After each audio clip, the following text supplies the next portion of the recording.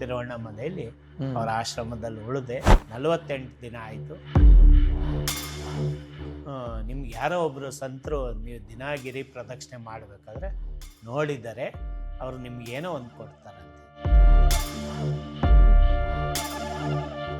ಏನೋ ಒಂದು ಕೊಡ್ತಾರೆ. ಹಾಗಾದ್ರೆ ನಾನೇ ಬಂದು ಇಸ್ಕೊಂಡೆ. ಇಲ್ಲ, ಅವರು ನಿಮಗೆ ಮುಂದೆ ಒಂದು ಕಡೆ ಸಿಗ್ತಾರೆ, ಸಂದರ್ಭ ಬರುತ್ತೆ. ಖಾಲಿ ಏನಿಲ್ಲ, ಅದಕ್ಕೊಂದು ಧೂಪ ಕುಂಕುಮ ಅರಶಿನ ಹಚ್ಚಿ ಪೂಜೆ ಮಾಡೋದು ಸಾಕಂತೆ ಅಂತ. ಆಮೇಲೆ ನಾನು ಇದನ್ನು ದಂಡ ತಗೊಂಡು ಸೀದಾ ಗೌರಿಗದ್ದೆ ಕ್ಷೇತ್ರಕ್ಕೆ ಹೋದಾಗ ಗುರುಗಳು ಅಮ್ಮನ ಗುಡಿ ಹತ್ರ ಇತ್ತು. ಅವಾಗ ಹೋಗಿ ಗುರುಗಳಿಗೆ ಕೊಟ್ಟೆ. ನೀವು ತಿರುವಣ್ಣಾಮಲೆಗೆ ಹೋಗಿ ಅಂದಿದ್ರಲ್ಲ, 11 ದಿನ ಅಂದರೆ ನಾನು 48 ದಿನನೂ ಗಿರಿ ಪ್ರದಕ್ಷಿಣೆ ಮಾಡಿ ಅಲ್ಲೇ ಇದ್ದು ಎಲ್ಲ ಮುಗಿಸಿ ಬಂದೆ. ಇವತ್ತು ಈ ದಂಡ ಕೊಟ್ಟಿದ್ದಾರೆ ಅಂಥೇಳಿ ಗುರುಗಳು ಅದನ್ನು ಎಡುತ್ತಿದ್ದಂಗೆ ತುಂಬ ವೈಬ್ರೇಷನ್ ಇದೆ. ಇದು ಒಳ್ಳೆ ಸಂದರ್ಭ, ಎಲ್ಲಕ್ಕೂ ಉಪಯೋಗ ಆಗುತ್ತೆ. ಇರಲಿ ನಿನ್ನ ಹತ್ರ. ಇಲ್ಲ ಆನಂದ್ ಸಾವ್ರೆ, ಈಗಲೂ ನೀವು ನನಗೆ ಕೊಟ್ರಲ್ಲ, ಅದನ್ನು ಸ್ಟಾರ್ಟ್ ಮಾಡೋಕ್ಕೆ ಮುಂಚೆ ಒಂದು ಮೆಡಿಟೇಟ್ ಮಾಡಿ ನೀವು ಅಂತ ನನಗೆ ಕೊಟ್ರಿ. ಕೈಲಿಟ್ಬಿಟ್ಟು ನನಗೆ ಹಣೆಗೆ ಇಟ್ಕೊಳ್ಳಿ ಅಂದ್ರೆ ನಂಗೆ ಅದು ಹೆಂಗೆ ಇಟ್ಕೊಳ್ಳೋದು ಅಂತಲೂ ಗೊತ್ತಿರಲಿಲ್ಲ ನನಗೆ. ಅದು ಹಿಂಗೆ ಈ ಗಡಿಯಾರದಲ್ಲಿ ಮುಳ್ಳು 1 ಸೆಕೆಂಡ್ ಮುಳ್ಳು ಹಿಂಗೆ ಜರುಗುತ್ತಲ್ಲ, ಹಂಗೆ ಜರುಗ್ತಾ ಇದೆ. ಈ ಕಾರ್ಯಕ್ರಮದ ಪ್ರಾಯೋಜಕರು ಪುಣ್ಯಕೋಟಿ ನ್ಯಾಚುರಲ್ಸ್. ಗೋ ಉತ್ಪನ್ನ ಬಳಸಿ ಗೋವು ಉಳಿಸಿ.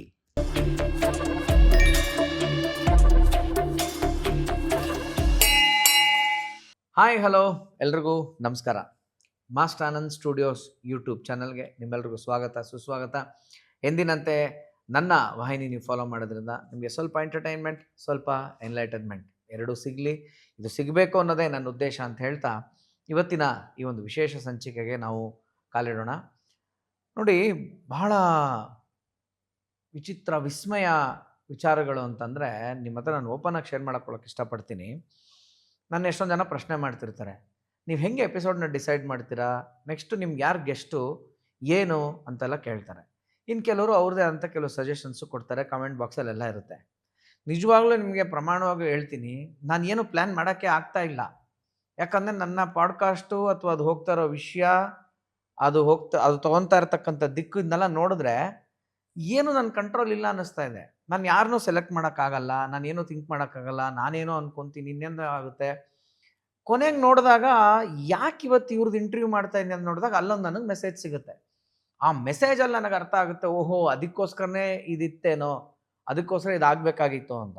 ಯಾಕೆ ಈ ಮಾತನ್ನ ಹೇಳ್ತೀನಿ ಅಂತಂದರೆ, ಕಳೆದ ಸಂಚಿಕೆ ಏನು ಸ್ವಾಮಿ ವಿವೇಕಾನಂದ ಅವ್ರದ್ದು ಒಂದು ಸಂಚಿಕೆ ಬಗ್ಗೆ ಮಾತಾಡೋ ಥರ ನನಗೊಂದು ಅವಕಾಶ ಸಿಕ್ತು.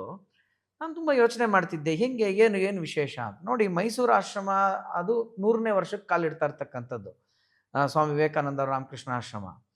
ಆ ಸಂದರ್ಭಕ್ಕೆ ಅದೇ ಒದಗಿ ಬಂದಿದೆ. ನಾನು ಅದು ಪ್ಲ್ಯಾನ್ ಮಾಡಲಿಲ್ಲ, ನಾನು ಅದರಿಂದ ಓದೋನಲ್ಲ. ಮೊನ್ನೆ ಯಾರೋ ಆ ಎಪಿಸೋಡ್ ಬಂದಾಗ ಕಮೆಂಟ್ ಹಾಕ್ತಾರೆ, ಆ ಕಮೆಂಟ್ ನೋಡಿ ನನಗೆ ಆಶ್ಚರ್ಯ ಆಯಿತು, ಹೌದಾ ಅಂದ್ಬಿಟ್ಟು ಅಂತ. ಅದೇ ಥರ ಈಗಲೂ ನೋಡಿ, ಈ ವರ್ಷನೂ ನೋಡಿ, ಈ ವರ್ಷ ಒಂದು ವಿಶೇಷ ಏನು ಅಂತಂದರೆ, ಶ್ರೀ ಕ್ಷೇತ್ರ ಪುಟ್ಟಪರ್ತಿ ಸತ್ಯ ಸಾಯಿಬಾಬಾ ಅವರು 99 ವರ್ಷ ಆಗಿ ಅವರ 100ನೇ ವರ್ಷದಕ್ಕೆ ಕಾಲಿಡ್ತಾ ಇರ್ತಕ್ಕಂಥದ್ದು. ಅವ್ರ ಸೆಂಚುರಿ ಅದು ಕಂಪ್ಲೀಟ್ ಆಗೋದು 2026ಗೆ. ಬಟ್ 99 ಇಯರ್ಸ್ ಕಂಪ್ಲೀಟ್ ಆಗಿ ಈಗ 100th ಇಯರ್ಗೆ ಈ ವರ್ಷದಿಂದ ಮುಂದಿನ ವರ್ಷ ನವೆಂಬರ್ 23ವರೆಗೂ ಎಲ್ಲ ಸ್ಪೆಷಲ್ ಪ್ರೋಗ್ರಾಮ್ಗಳಿದೆ ಪುಟ್ಟಪರ್ತಿಯಲ್ಲಿ. ನನಗೆ ಈ ವಿಷಯವೇ ಗೊತ್ತಿಲ್ಲ. ಆದರೆ ಸಡನ್ನಾಗಿ ನನ್ನ ಪಾಡ್ಕಾಸ್ಟ್ಗೆ ಅಥವಾ ನನ್ನ ಕಾಂಟ್ಯಾಕ್ಟ್ಗೆ ನನಗೆ ಸಿಗ್ತಾ ಇರೋರು ಎಲ್ಲರೂ ಕೂಡ ಸಾಯಿ ಭಕ್ತರು ಅಂತ ಹೇಳಿದ್ರೆ ಖಂಡಿತ ಉತ್ಪ್ರೇಕ್ಷೆ ಇಲ್ಲ ರೀ. ನಾನು ಸಾಯಿ ಭಕ್ತನೇ. ಆದರೆ ನಾನು ಥಿಂಕ್ ಮಾಡಿರಲಿಲ್ಲ ಈ ಸಮಯಕ್ಕೆ ಮಾಡಬೇಕು, ಈಗಲೇ ಮಾಡಬೇಕು, ಖಂಡಿತ ಅದು ಯಾವ ಆಲೋಚನೆಗಳು ಇಲ್ಲ ನನಗೆ. ಆದರೆ ಹಾಗೇ ಸಿಗ್ತಾ ಇದ್ದಾರೆ, ಭಕ್ತಾದಿಗಳು ಸಿಗ್ತಾ ಇದ್ದಾರೆ, ಹಾಗೆ ಯಾರೋ ಸಿಗ್ತಾ ಇದ್ದಾರೆ, ಏನೋ ಲೀಡ್ ಆಗ್ತದೆ ಅದಕ್ಕೆ ಪ್ರಮುಖವಾದ ಸಾಕ್ಷಿನೇ ಇವತ್ತು ಬಂದಿರತಕ್ಕಂಥ ಒಬ್ಬರು ಮುಖ್ಯ ಅತಿಥಿಗಳು. ಅವ್ರ ಹೆಸರು ನನ್ನ ಹೆಸರು ಭಾಳ ಮ್ಯಾಚ್ ಆಗುತ್ತೆ. ಅದ್ರ ಜೊತೆ ಇನ್ನೊಂದು ಎಕ್ಸ್ಟ್ರಾ ಅವ್ರಿಗೊಂದು ಆ್ಯಡ್ ಆಗಿದೆ. ಅವ್ರ ಹೆಸರು ಆನಂದ್ ಸಾಯಿ ಅಂತ. ಸರ್ ನಮಸ್ತೆ. ನಮಸ್ತೆ, ಸ್ವಾಗತ ನಿಮಗೆ ನನ್ನ ಪುಟ್ಟ ಯೂಟ್ಯೂಬ್ ಚಾನಲ್ಗೆ. ತುಂಬ ಸಂತೋಷ. ಅವ್ರ ಹೆಸರು ಅವರು ಒಂದು ಸಣ್ಣ ಪರಿಚಯ ಮಾಡಿಕೊಡ್ತೀನಿ. ಆನಂದ ಸಾಯಿ ಅವರು, ಅವ್ರ ಹೆಸರಲ್ಲಿ ಸಾಯಿ ಇದೆ ಅಂತ ಗೊತ್ತು, ಅವ್ರು ಸಾಯಿ ಭಕ್ತರು ಅಂತ ನನಗೆ ಗೊತ್ತು. ಆದರೆ ಎಷ್ಟೋ ವಿಚಾರ ಅವ್ರ ಬಗ್ಗೆ ನನಗೆ ಇವತ್ತು ಗೊತ್ತಾಯಿತು. ಶಾಕ್ ಆದೆ ನಾನು. ನನ್ನ ಆನಂದ್ ಸಾಯಿ ಅವರ ಪರಿಚಯ ಹೇಳ್ಬಿಡ್ತೀನಿ. ಸುಮಾರು ಒಂದು 5 ವರ್ಷ 6 ವರ್ಷದ ಹಿಂದೆನೋ ನನಗೆ ವಿನಯ್ ಗುರೂಜಿ ಆಶ್ರಮದಲ್ಲಿ ಅವ್ರು ಸಿಗ್ತಾರೆ. ಒಂದು 2 ಸತಿ ನಾನು ಅವ್ರನ್ನ ಭೇಟಿ ಮಾಡಿದ್ದೀನಿ. ಅದಾದಮೇಲೆ ತಿರ್ಗಾ ಒಂದು 3-4 ವರ್ಷ ಆದಮೇಲೆ ರೀಸೆಂಟ್ಲಿ 1 ಸತಿ 2 ಸತಿ ಭೇಟಿ ಮಾಡಿದ್ದೀನಿ. ಬಟ್ ನಾವು ಹೆಚ್ಚು ಮಾತಾಡೋಕ್ಕೆ ಸಿಕ್ಕಿಲ್ಲ. ನನಗೆ ಜ್ಞಾಪಕ ಇರೋದು ಆನಂದ್ ಸಾಯಿ ಅವರು ಅಂದ ತಕ್ಷಣ ನನ್ನ ಜ್ಞಾಪಕ ಬರೋದು, ಒಂದಿನ ಗುರೂಜಿ ಅವ್ರ ಕೈಲಿ ಒಂದು ಟಾರ್ಚು, ಒಂದು ಚಾಪೆ ಒಂದು ಕೊಟ್ಬಿಟ್ಟು, ಇವನು ಕರ್ಕೊಂಡೋಗಲ್ಲ ಒಂದು ಗುಹೆ ಇದೆಯಲ್ಲ ತೋರಿಸ್ಬಿಟ್ಟು ಬಾ ಜಪ ಮಾಡಲಿ ಅಂತ ಹೇಳ್ತಾರೆ. ಆಗ ಆನಂದ್ ಸಾಯಿ ಅವರು ನನ್ನ ಕರ್ಕೊಂಡು ಹೋಗ್ತಾರೆ. ಆ ಗುಹೆ ಒಳಗೆ ಹೋಗ್ಬೇಕು ಅಂತಂದರೆ ಮಂಡಿ ಊರಿ ಹೋಗ್ಬೇಕು, ಕತ್ತೆ ಎತ್ತಕ್ಕಾಗೋದಿಲ್ಲ. ಹಂಗೆ ಹೋದ್ಮೇಲೆ ಅಲ್ಲಿ ಹಿಂಗೆ ಕೂತ್ಕೋಬೇಕು. ಅಲ್ಲಿ ನಂಗೆ ಚಾಪೆ ಹಾಸಿ ಒಂದು ಸಣ್ಣ ದೀಪ ಇಟ್ಟು ಕೈಗೆ ಟಾರ್ಚ್ ಕೊಟ್ಟು ಆಚೆ ಬಂದರು. ನೆನಪಿದೆ ಆನಂದ್ ಸಾಯಿ ಅವರೇ ನಿಮಗೆ? ನೆನಪಿದೆ. ನನಗೆ ನೆನಪಿರೋ ಹಂಗೆ ನಿಮ್ಮ ಮೊದಲನೇ ಭೇಟಿ ಅದು. ಮೊದಲನೇ ಭೇಟಿ ಅದೇ. ಅದಾದ್ಮೇಲೆ ನಿಮ್ಮನ್ನು ನಾನು ಎಷ್ಟೇ ಸತಿ ಆಶ್ರಮದಲ್ಲಿ ಭೇಟಿ ಆದ್ರೂ ನೀವು ಒಂದು ಪೂಜೆ ಎಲ್ಲೋ ಒಂದು ಇನ್ನ ಯಾವುದೋ ಬೇರೆ ಗೆಸ್ಟ್ ಜೊತೆನ ಬಂದಿರ್ತಾ ಇದ್ರಿ. ನಿಮ್ಮ ಜಾಸ್ತಿ ಮಾತಾಡೋಕ್ಕಾಗಿಲ್ಲ. ಆದರೆ ನಿಮ್ಮನ್ನು ಇವತ್ತು ಇಲ್ಲಿ ಕರೆಸ್ಕೊಳ್ಳೋಂಥ ಒಂದು ಪರಿಸ್ಥಿತಿ ಬಂತು. ಆಮೇಲೆ ನಿಮ್ಮ ಅಚೀವ್ಮೆಂಟ್, ನೀವು ಇಷ್ಟು ದಿನ ಪಾಪ ಇದ್ದೀರಾ, ಒಂದಿನ ನನಗೆ ಇದೆಲ್ಲ ತೋರಿಸಿಲ್ಲ ನೀವು. ಇವತ್ತು ನನಗೆ ಹೇಳ್ತಾ ಇದ್ದಾರೆ, ಒಂದು ಫೈಲ್ ತಂದರು, ಏನಿದು ಆನಂದ್ ಸಾಯಿ ಅವರೇ ಅಂತ ಕೇಳಿದೆ. ಆಗ ಇದನ್ನು ಓದಿ ನಾನು ದಿಗ್ಭ್ರಾಂತನಾದೆ. 7 ಸತಿ ಇವರು ಪಾದಯಾತ್ರೆ ಮಾಡಿದ್ದಾರೆ ಹಾಸನದಿಂದ ಪುಟ್ಟಪರ್ತಿಗೆ. ಒಂದು ಸತಿಗೆ 320 ಕಿಲೋಮೀಟರ್ ಅದು. ಆ ಥರ ಇಂಟು 7 ಸತಿ ಮಾಡ್ಕೊಳ್ಳಿ. ಅದಾದ ಮೇಲೆ ಇವರು ಸೈಕಲ್ ಯಾತ್ರಾ ಮಾಡಿದ್ದಾರೆ. ಎಲ್ಲಿಂದ? ಹಾಸನದಿಂದ ಪಂಡ್ರಾಪುರ, ಶಿರಡಿ, ಮಂತ್ರಾಲಯ, ಪುಟ್ಟಪರ್ತಿ. ಇದು ಒಟ್ಟಾರೆ 2330 ಕಿಲೋಮೀಟರ್ಗಳು. ಅದಾದ ಮೇಲೆ ಇವರು ಆಂಧ್ರ ಪ್ರದೇಶ, ಕರ್ನಾಟಕ, ಮಹಾರಾಷ್ಟ್ರ ಎಲ್ಲ ಪಾದಯಾತ್ರೆ ಮಾಡಿದ್ದಾರೆ. ಇದು 5726 ಕಿಲೋಮೀಟರ್ಗಳು ಕವರ್ ಮಾಡಿದ್ದಾರೆ. ಅದಾದಮೇಲೆ ತಿರುಪತಿ, ಪುರಿ ಜಗನ್ನಾಥ್, ಕಾಶಿ, ವೈಷ್ಣೋದೇವಿ ಎಲ್ಲವೂ ಹಾಸನದಿಂದನೇ ಪ್ರಾರಂಭ ಮಾಡಿ ಹೋಗ್ತಕ್ಕಂಥ ಹಾಸನದ ಆನಂದ್ ಸಾಯಿ ಅವರು ಇವತ್ತು ನಮ್ಮೊಂದಿಗಿದ್ದಾರೆ. ಸರ್, ಸಾಕಷ್ಟು ಪುಣ್ಯ ಭೂಮಿಗಳಿಂದ ಮೆಟ್ಟಿ ಬಂದಿರುವಂಥ ಪುಣ್ಯ ಪಾದ ನಿಮ್ಮದು. ಮೊದಲು ನಿಮ್ಮ ಪಾದಕ್ಕೊಂದು ನಮಸ್ಕಾರ ಅಂತ ಇದರಿಂದನೇ ಹೇಳ್ತಾ, ನಿಮ್ಮ ಪಾದದ ಧೂಳು ಇವತ್ತು ನಮ್ಮ ಸ್ಟುಡಿಯೋಗೆ ಬಂದಿರೋದು ಭಾಳ ಖುಷಿ ಆಗ್ತಿದೆ ನನಗೆ. ನನಗೇನು ಹೇಳಬೇಕು ಅಂತ ಗೊತ್ತಾಗ್ತಲ್ಲ. ಇದು ನೋಡಿ ನಾನು ಸುಸ್ತಾಗ್ಬಿಟ್ಟೆ ಆ್ಯಕ್ಚುಲಿ. ಇವತ್ತು ಇಷ್ಟೊಂದು ಯಾತ್ರೆಗಳೆಲ್ಲ ಮಾಡಿದ್ದೀರಿ. 2000ದಿಂದ ಶುರು ಆಗಿ 2016ವರೆಗೂ ಒಂದು 16 ವರ್ಷ ನೀವು ಸಾಕಷ್ಟು ಯಾತ್ರೆಗಳೆಲ್ಲ ಮಾಡಿದ್ದೀರಿ. ಭಾಳ ಅನುಭವಗಳಿರುತ್ತೆ ನಿಮ್ಮ ಹತ್ರ ನಾನು ಕೇಳಿ ತಿಳ್ಕೊಳ್ಳೋಕ್ಕೆ. ಯಾಕಂದ್ರೆ ನಂದು ಒಂದು ಫಸ್ಟ್ ಪಾದಯಾತ್ರೆ ಹೋದ ವರ್ಷ ಮಂತ್ರಾಲಯಕ್ಕೆ ಆಯಿತು. ಒಂದು 300 ಕಿಲೋಮೀಟ್ರು ಮಹಾಲಿಂಗಪುರದಿಂದ ಮಂತ್ರಾಲಯಕ್ಕೆ ಮಾಡಿದೆ. ದೊಡ್ಡ ಅನುಭವ ಅನ್ನಿಸ್ತು ನನಗೆ. ಈಗ ನಿಮ್ಮದು ಕೇಳಿದ್ಮೇಲೆ ನಾವು ಇನ್ನೂ ಸಾಕಷ್ಟು ಕಲಿಬೇಕು ಅಂತ ಅನ್ನಿಸ್ತಾ ಇದೆ. ಸೊ ಹೇಳಿ ಆನಂದ್ ಸಾಯಿ ಅವರೇ, ನಿಮ್ಮ ಆಧ್ಯಾತ್ಮದ ಜರ್ನಿ ಹೆಂಗೆ ಸ್ಟಾರ್ಟ್ ಆಯಿತು? ಏನಕ್ಕೆ ಸ್ಟಾರ್ಟ್ ಆಯಿತು? ಏನೊಂದು ಕಾರಣ ಏನು ಅಂತ ಹೇಳಿ ನನಗೆ. ಓಂ ಸಾಯೀಶ್ವರಾಯ ವಿದ್ಮಹೇ ಸತ್ಯದೇವಾಯ ಧೀಮಹಿ ತನ್ನ ಸರ್ವ ಪ್ರಚೋದಯಾತ್. ಭಗವಾನ್ ಶ್ರೀ ಸತ್ಯ ಸಾಯಿ ಬಾಬಾ ಅವರ ಪದ್ಮಪಾದ ಕಮಲಕ್ಕೆ ಕೋಟಿ ಪ್ರಣಾಮ ಅರ್ಪಿಸುತ್ತಾ, ಸಮಸ್ತ ನಾಡಿನ ಜನತೆಗೆ ಭಗವಾನ್ ಶ್ರೀ ಸತ್ಯ ಸಾಯಿ ಬಾಬಾ ಅವರ 100ನೇ ವರ್ಷದ ಹುಟ್ಟುಹಬ್ಬದ ಆರ್ಥಿಕ ಶುಭಾಶಯ ಹೇಳುವ ಒಂದು ಸೌಭಾಗ್ಯ ನನಗೆ ಈ ಸ್ಟುಡಿಯೋದ ಮುಖಾಂತರ ಸಿಕ್ಕಿದ್ದು ನನ್ನ ಒಂದು ಪುಣ್ಯ. ಅದು ಭಗವಂತನ 100ನೇ ವರ್ಷದ ಜನ್ಮದಿನದ ಸಂದರ್ಭದಲ್ಲಿ ಈ ನವೆಂಬರ್ ತಿಂಗಳಲ್ಲಿ ನನಗೆ ಇದೊಂದು ಅವಕಾಶ ಕಲ್ಪಿಸ್ಕೊಟ್ಟಿದ್ದು ನಿಮಗೆ ನನ್ನ ಹೃತ್ಪೂರ್ವಕವಾದ ಧನ್ಯವಾದಗಳನ್ನ ಅರ್ಪಿಸುತ್ತಾ, ಹೀಗೆ ನಾನು ಪ್ರಥಮ ಬಾರಿಗೆ ನನ್ನ ಪ್ರಥಮ ಗುರು ಅಂದರೆ ಬೆಳಗೂರು ಕ್ಷೇತ್ರದ ಶ್ರೀ ಬಿಂದು ಮಾಧವ ಸ್ವಾಮಿ. ಬಿಂದು ಮಾಧವ ಅವರು ನನಗೆ 18 ವರ್ಷ ವಯಸ್ಸಿದ್ದಾಗ ನಮ್ಮ ಪಕ್ಕದ ಮನೆಗೆ ಬೆಳಗೂರು ಮಹಾ ಸ್ವಾಮಿಯವರು ಬರ್ತಾರೆ. ಬಂದಾಗ ನಮಗೆ ಮಕ್ಕಳಾಟಿಕೆಯಲ್ಲಿ ಗುರುಗಳನ್ನ ಹೋಗಿ ಕರಿತೀವಿ. ನಮ್ಮನೆಗೂ ಬರ್ತೀರಾ ಅಂದಾಗ ಅವರು ಭುಜದ ಮೇಲೆ ತಟ್ಟಿ ಜೈ ಶ್ರೀರಾಮ್ ಅಂತೇಳಿ ನಮ್ಮನೆಗೆ ಬರ್ತಾರೆ. ನಮ್ಮಮ್ಮ ಅಂತಾರೆ, ಅವರು ಅವಾಗ ತುಂಬ ಗಡ್ಡ ಎಲ್ಲ ಬಿಟ್ಟು ಒಂಥರ ಇದಾಗಿ ಇದ್ದು, ನಮ್ಮಮ್ಮ ಯಾರ್ಯಾರನೋ ಮನೆಗೆ ಕರ್ಕೊಬರ್ತೀಯ ಅಂತ ಅಂದರು. ಆದರೆ ಅವರು ಮನೆಗೆ ಬಂದು ಏನಿದೆ ಅದರಲ್ಲಿ ಅವ್ರನ್ನ ಒಂದು ಪಾದ ಪೂಜೆ ಮಾಡಿ ಸಂತೋಷದಿಂದ ಕಳಿಸ್ಕೊಟ್ಟಿದ್ದು. ಅಲ್ಲಿಂದ ನಂತರ ಅವರು ನನಗೆ ತುಂಬ ಆಶೀರ್ವಾದ ಮುಖಾಂತರವಾಗಿ ನನ್ನ ಸದಾ ನಿನ್ನ ಜೊತೆಯಲ್ಲಿ ಇರ್ತೇನೆ ಅಂತೇಳಿ ಕೆಲವು ಸಂದರ್ಭ ನಾನು ಪಾದಯಾತ್ರೆಯಲ್ಲಿ ಅವ್ರ ಕ್ಷೇತ್ರಕ್ಕೆ ಹೋದಾಗ ಅವರು ಬ್ಲೆಸ್ಸಿಂಗ್ ಮಾಡಿ ನನಗೆ 5 ರುದ್ರಾಕ್ಷಿ ಕೊಡ್ತಾರೆ. ಆಮೇಲೆ ದತ್ತಾತ್ರೇಯರದು ಒಂದು ಉಪದೇಶ ಮಂತ್ರವನ್ನು ಕೊಡ್ತಾರೆ. 2013ರಲ್ಲಿ ಅವರು ನನಗೆ ಒಂದು ಮಂತ್ರೋಪದೇಶ ದಿನಾರಾತ್ರಿ ಕನಸಿಗೆ ಬರ್ತಾ ಇರುತ್ತೆ.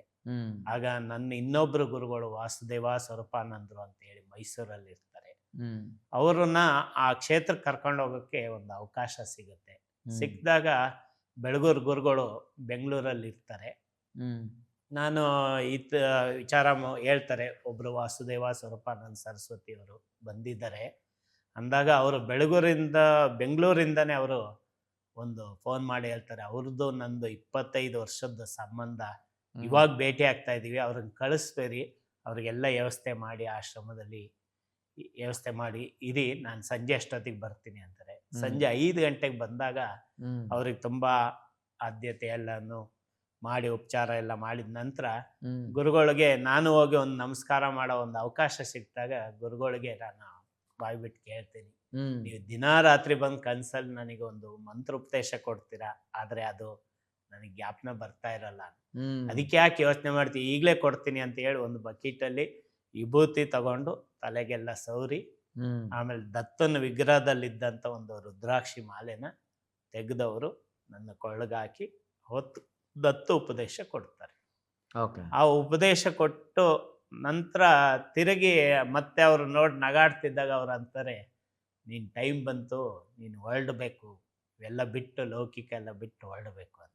18 ವರ್ಷಕ್ಕೆ ಅಲ್ಲ, ಅವರು 2013ರಲ್ಲಿ 13 ಆ ಮಾತು ಹೇಳ್ತಾರೆ. ಹಾಗೆ ಹೇಳಿದಾಗ ನಾನು ಬೆಳಗುರವ್ರನ್ನ ನಮಸ್ಕಾರ ಮಾಡಿ ಈ ಕಡೆ ಬರ್ತೀನಿ. ಅವಾಗ ನಾನು ಒಂದು ಹಾಸನಲ್ಲಿ ಒಂದು ಸಣ್ಣ ಟೀ ಸ್ಟಾಲ್ ವ್ಯಾಪಾರ ಮಾಡ್ತಿದ್ದೆ. ಅಲ್ಲಿ ಬಂದ್ಮೇಲೆ ಎಲ್ಲನೂ ಬಿಟ್ಟು ಹೊರಡಬೇಕು ಹೇಗೆ ಅಂತ ಹೇಳಿ ಹೊರಡೋ ಒಂದು ಅವಕಾಶ ಸಿಗತ್ತೆ. 2015 ಗುರುಪೌರ್ಣಮಿ ದಿನ ಜುಲೈ 31ರಂದು ನಾನು ಈ ಸಂಚಾರ ಯಾತ್ರೆ ಪ್ರಾರಂಭಿಸ್ತೇನೆ. ಅದಕ್ಕೂ ಮುಂಚೆ ಮಂತ್ರಾಲಯಕ್ಕೆ 1997ರಲ್ಲಿ ಮಂತ್ರಾಲಯಕ್ಕೆ ಹೋದಾಗ ರಾಯರ ದರ್ಶನ ಎಲ್ಲ ಆಗಿ ತುಂಬ ಆನಂದವಾಗಿ ಬಂದು ಬಸ್ ಸ್ಟ್ಯಾಂಡಲ್ಲಿ ಮತ್ತೆ ಬಸ್ ಹತ್ತಬೇಕು ಅಂತ ಕುಳಿತಿದ್ದ ಸಮಯದಲ್ಲಿ ಪುಟ್ಟಪರ್ತಿ ಬಸ್ಸು ಫಸ್ಟ್ ಬರುತ್ತೆ. ಆ ಬಸ್ ಬಂದಾಗ ನನಗೆ ವಿಚಾರ ಬರುತ್ತೆ, ಪುಟ್ಟಪರ್ತಿ ಅನ್ನೋದು ಒಂದು ಕ್ಷೇತ್ರ ಇದೆ ಅಂತೆ, ತುಂಬ ಚೆನ್ನಾಗಿದೆ, ಹಾಗೆ ಹೀಗೆ ಅಂದಾಗ 1997ರಲ್ಲಿ ಫಸ್ಟ್ ಬಾರಿ ಪುಟ್ಟಪರ್ತಿಗೆ ಹೋದಾಗ ಅಲ್ಲಿ ಒಳಕ್ಕೆ ಹೋಗಿ ಪ್ರಶಾಂತಿ ನಿಲಯ ಒಳಗಡೆ ಹೋದಾಗ 2 ರೂಪಾಯಿ ಕಾಫಿ, 2 ರೂಪಾಯಿ ಟೀ, 4 ರೂಪಾಯಿಗೆ ಊಟ, ಉಳಿಯೋದಕ್ಕೆ 5 ರೂಪಾಯಿ, ಈ ರೀತಿ ಎಲ್ಲ ನೋಡಿ ಬಂದು ಯಾವ್ದು ಜಾಗ ನೋಡಿದ್ರು ಒಂದು ಉಂಡಿ ಇಲ್ಲ, ಏನು ಇಲ್ಲದು, ಇಂಥ ಒಂದು ಪುಣ್ಯ ಭೂಮಿ ಇದೆಯಲ್ಲ ಇಲ್ಲಿ, ಇಷ್ಟು ಆನಂದ ಅಂತ ಹೇಳಿ ಒಂದು ವಾರ ಅಲ್ಲೆಲ್ಲ ಇದ್ದು ನಂತರ ಹಾಸನಕ್ಕೆ ಬಂದ್ಮೇಲೆ ಹಾಸನಲ್ಲಿ ಹಿಂಗೆ ವಿಚಾರಿಸಿದಾಗ ಒಂದು ಕ್ಯಾಂಟೀನಲ್ಲಿ ಸ್ವಾಮಿ ಫೋಟೋ ಇರುತ್ತೆ. ಅವಾಗ ಇದೇನು ನೀವು ಸ್ವಾಮಿ ಫೋಟೋ ಹಾಕಿದ್ರ ಅಂದ್ರೆ, ಇಲ್ಲಿ ನಮ್ಮ ಒಂದು ಹಾಸನಲ್ಲಿ ಸತ್ಯಸಾಯಿ ಸಂಸ್ಥೆ ಇದೆ, ಅಲ್ಲಿ ನಾವು ಭಜನೆಗೆಲ್ಲ ಹೋಗ್ತಾ ಇರ್ತೀವಿ, ದಿನ ಭಜನೆ ಇರುತ್ತೆ ಅಂತ ಹೇಳಿ ಅಲ್ಲಿಂದ ನಮ್ಮ ಸ್ವಾಮಿಯ ಪಾದ ಕ್ಷೇತ್ರಕ್ಕೆ ಹೋಗಕ್ಕೆ ಒಂದು ಅವಕಾಶ ಸಿಗುತ್ತೆ. ಅದಾದ ನಂತರ ಸ್ವಾಮಿಯ ಹಾಸನಲ್ಲಿ ಸಮಿತಿ ಎಲ್ಲ ವಿಚಾರಗಳಿಗೆಲ್ಲ ಹೋದಾಗ ವಾರಗಟ್ಲೆ ಸೇವೆ ಮಾಡಕ್ ಒಂದು ಅವಕಾಶ ಇದೆ. ಪುಟ್ಟಪರ್ತಿಯಲ್ಲೂ ಇದೆ, ವೈಟ್ ಫೀಲ್ಡ್ ಹಾಸ್ಪಿಟ್ಲಲ್ಲಿದೆ, ನೋಡಿ ನೀವೇನಾರು ಬರೋದಾರು ಬನ್ನಿ ಅಂತಾರೆ. ಆಗ ನಾನು ವಾರಗಟ್ಲೆ ಬಂದ ಸ್ವಾಮಿ ಹಾಸ್ಪಿಟ್ಲು ಪುಟ್ಟಪರ್ತಿ ಎಲ್ಲ ಸೇವೆ ಮಾಡಬೇಕಾದ್ರೆ ಹೀಗೆ ಸೇವೆ ಮಾಡಿದವ್ರಿಗೆಲ್ಲ ಒಂದು ವಿಶೇಷ ಅವಕಾಶ ಒಂದು ಸಿಗುತ್ತೆ. ಪುಟ್ಟಪರ್ತಿಯಲ್ಲಿ ಸ್ವಾಮಿ ಬರ್ತಾರೆ, ಅವರ ಪಾದ ನಮಸ್ಕಾರ ಮಾಡೋ ಅಂಥದ್ದು. ಹೀಗೆ 2 ಬಾರಿ ಸೇವೆ ಮಾಡಿ ಅಲ್ಲಿ ಹೋದಾಗ 2 ಬಾರಿನೂ ನಮಗೆ ಭಗವಾನ್ ಬಾಬಾ ಅವ್ರ ಪಾದ ಸ್ಪರ್ಶ ಮಾಡೋ ಅಂಥ ಒಂದು ಸೌಭಾಗ್ಯ ಸಿಕ್ತು. ಹೀಗೆ ಅಲ್ಲಿಂದ ಬರ್ತಾ ಹೀಗೆ ಬಂದಾಗ 2000ನೇ ಇಸ್ವಿಯಲ್ಲಿ ನನಗೊಂದು ಮನಸ್ಸಿಗೆ ಬಂತು, ಎಲ್ಲ ಕ್ಷೇತ್ರಕ್ಕೂ ಎಲ್ಲರೂ ಪಾದಯಾತ್ರೆ ಮಾಡ್ತಾರೆ, ಯಾತಿಗೆ ನಾನು ನಮ್ಮ ಆರಾಧ್ಯ ದೈವ ಭಗವಂತ ಸಾಕ್ಷಾತ್ ಅವನು ಪರಬ್ರಹ್ಮ ಸ್ವರೂಪಿಯಾಗೇ ಇದ್ದಾನೆ ಅಂತ ಹೇಳಿ ಮನಸ್ಸಿಗೆ ಬಂದ ಮೇಲೆ ಯಾತಿಗೆ ಅವ್ರಿಗಾಗಿ ನಾನೊಂದು ಕ್ಷೇತ್ರಕ್ಕೆ ಪಾದಯಾತ್ರೆ ಮಾಡಬೇಕು ಅಂತ ಮನಸ್ಸಿಗೆ ಬಂದಾಗ 2000ನೇ ಇಸ್ವಿ ಪ್ರಥಮ ಬಾರಿಗೆ ಒಬ್ಬನೇ ಹಾಸನದಿಂದ ಸೋಮವಾರ ಹೊರಟು ಸೋಮವಾರ ದಿನ ಟಿಪ್ಟೂರಿಗೆ ಬಂದು ಮಂಗಳವಾರ ದಿನ ದೊಡ್ಡಗುಣಿ ಅಂತ ಹೇಳಿ ಅಲ್ಲಿ ಒಂದು ರಂಭಾಪುರಿ ಅವ್ರ ಮಠದಲ್ಲಿ ಉಳಿದು ನಂತರ 3ನೇ ದಿನ ತುಮಕೂರಿಗೆ ಬಂದು ಅಲ್ಲಿ ಒಂದು ಸತ್ಯಸಾಯಿ ಸಂಸ್ಥೆಯವರ ಆಶ್ರಯದಲ್ಲಿದ್ದು 4ನೇ ದಿನ ಮಧುಗಿರಿಗೆ ಹೋಗಿ ಮಧುಗಿರಿಯಲ್ಲೂ ಸತ್ಯಸಾಯಿ ಸಂಸ್ಥೆಯವರ ಜಾಗದಲ್ಲೇ ಉಳಿದು ನೋಡಿ 5ನೇ ದಿನ ಹಿಂದೂಪುರಕ್ಕೆ ಬಂದು ಹಿಂದೂಪುರದಲ್ಲಿ ಅಲ್ಲೂ ಸತ್ಯಸಾಯಿ ಬಾಬಾ ಅವರ ಸಂಸ್ಥೆಯನ್ನ ಆಶ್ರಯ ಪಡೆದು ನಂತರ 6ನೇ ದಿನ ಗೋರಂಟ್ಲ ಅಂತ ಹೇಳಿ ಅಲ್ಲಿ ಒಂದು ಊರಿದೆ, ಗೋರಂಟ್ಲಾಗೆ ಹೋಗಿ ಅಲ್ಲೂ ಸತ್ಯಸಾಯಿ ಸಂಸ್ಥೆಯಲ್ಲೆಲ್ಲ ಉಳಿದು 7ನೇ ದಿನಕ್ಕೆ ಪುಟ್ಟಪರ್ತಿಗೆ ಬಂದು ತಲುಪ್ತಿದ್ದು. ಪುಟ್ಟಭರ್ತಿಗೆ ಬಂದಾಗ ಒಂದು ವಿಶೇಷ ಏನಂದ್ರೆ ಸ್ವಾಮಿನ ನಾನು ನೋಡ್ದಂಗೆ ಓಂ ಜೈ ಜಗದೀಶ್ರೀ ಆರತಿ ಆಗ್ತಿದ್ದಂಗೆ ಸ್ವಾಮಿ ಎದ್ದು ಹೋಗ್ತಾರೆ. ಆದ್ರೆ ಆ ಸಮಯದಲ್ಲಿ ನಾನು ಬರ್ಬೇಕಾದ್ರೆ 6 ಗಂಟೆ ಹತ್ತತ್ರ ಆಗಿದೆ. ಪ್ರಶಾಂತಿ ನಿಲಯಂ ಒಳಗೆ ಎಂಟ್ರಿ ಆಗಿ ಹೋಗಿ ಆ ಕಡೆ ಸೈಡಿಗೆ ನಿಂತಾಗ ಆಗ್ಲೇ ಸ್ವಾಮಿಗೆ ನಾರಾಯಣ ನಾರಾಯಣ ಅಂತ ಹೇಳಿ ಲಾಸ್ಟ್ ಲೈನ್ ಬರ್ತಾ ಇರುತ್ತೆ ಆರತಿಯಲ್ಲಿ.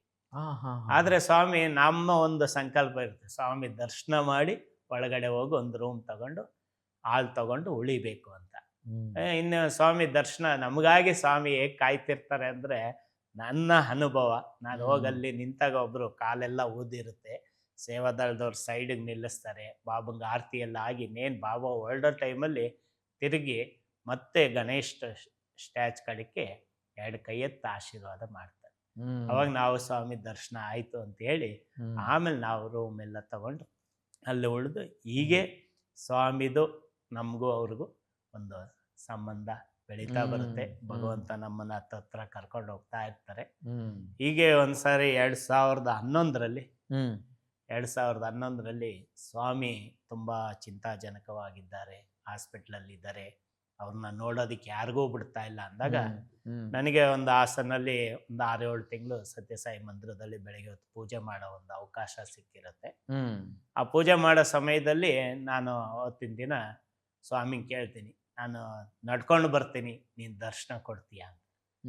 ಅವಾಗ ನಮ್ಮ ಹಾಸನ ಸತ್ಯಸಾಯಿ ಮಂದಿರದಲ್ಲಿ ಶಿರ್ಡಿ ಬಾಬಾ ಸತ್ಯಸಾಯಿ ಬಾಬಾ 2 ಫೋಟೋ ಇದೆ. ಆ ಫೋಟೋದಿಂದ ಹೂ ಬೀಳುತ್ತೆ, 2 ಫೋಟೋದಿಂದನೂ ಹೂ ಬೀಳುತ್ತೆ. ಅವಾಗ ಅಲ್ಲಿ ಇದ್ದವ್ರು ಒಂದು 4-5 ಜನ ಇರ್ತಾರೆ, ಅವರೆಲ್ಲ ಹೇಳ್ತಾರೆ, ಹಂಗಾರೆ ಹೊರಡ್ಬೋದಾ ಅಂತ. ಹಂಗಿಲ್ಲ, ನಾನು ಸೋಮವಾರ ಹೊರಡ್ತೀನಿ, ಭಾನುವಾರ ಮುಟ್ತೀನಿ ಅಂದೆ. 18ನೇ ತಾರೀಕು ಹೊರಟೆ, 24ನೇ ತಾರೀಕು ಭಾನುವಾರ ಬೆಳಿಗ್ಗೆ 7:05ಕ್ಕೆ ಡಿಕ್ಲೇರ್ ಆಗುತ್ತೆ, ಬಾಬಾ ಅವರು ದೇಹ ಬಿಟ್ಟಿದ್ದಾರೆ ಅಂತ. ಅದೇ ನಾವೆಲ್ಲ ಹೋಗಿ ಕೂತಿದ್ದಾಗ ಪ್ರತಿ ಸಾರಿ ನಾನು 6 ಗಂಟೆ ಅಷ್ಟೊತ್ತಿಗೆ ಪುಟ್ಟಭರ್ತಿಗೆ ಹೋಗಿ ಬಾಬಾ ಅವ್ರನ್ನ ನಡ್ಕೊಂಡು ಹೋದಾಗ ದರ್ಶನ ಮಾಡ್ತಿದ್ದೆ. ಆದರೆ ಆ ದಿನನೂ ಭಾನುವಾರ ಸಂಜೆ 6 ಗಂಟೆಗೆ ಸಾರ್ವಜನಿಕರ ದರ್ಶನಕ್ಕೆ ಭಗವಾನ್ ಬಾಬಾ ಅವ್ರನ್ನ ಇಡ್ತಾರೆ. ಆದರೆ ಆ ಸಂದರ್ಭದಲ್ಲಿ ಹೋದಾಗ ನಮಗೆ ಬಾಬಾ ಅವರು ದೇಹ ಬಿಟ್ಟಿದ್ದಾರೆ ಅನ್ನಿಸ್ತಿರ್ಲಿಲ್ಲ. ನಮಗೆ ಹಿಂದೆ ಎಲ್ಲ ಒಂದು ಮಿರಾಕಲ್ ಇತ್ತು, ಬಾಬಾ ಅವರು ಮತ್ತೆ ಎದ್ದು ಬರ್ತಾರೆ ಹಾಗೆ ಹೀಗೆ. ನಾವು ಹೋಗಿ ಸಂದೂ ನೋಡ್ತಿದ್ದು ಬಾಬಾ ಅವ್ರನ್ನ.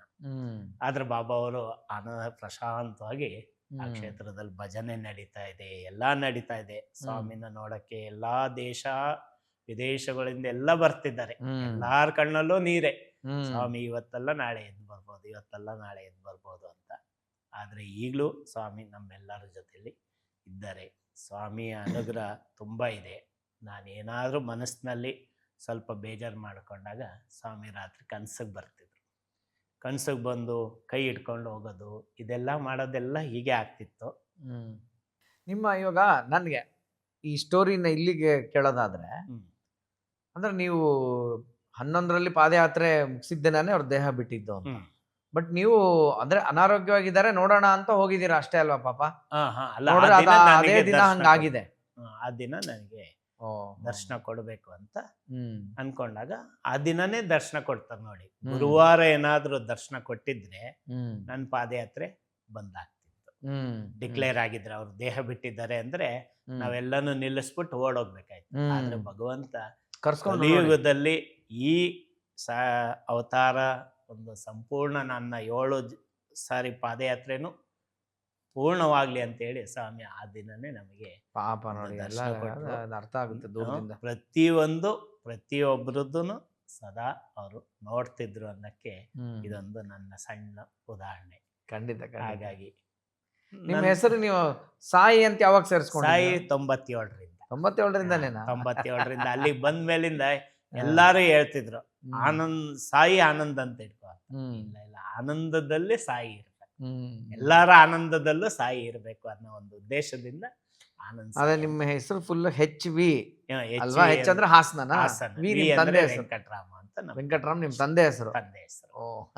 ವೆಂಕಟರಾಮ ನನಗೆ ನಮ್ಮ ತಾತನ ಹೆಸರು, ನಮ್ಮ ತಂದೆಯವ್ರ ತಂದೆ ಹೆಸರು.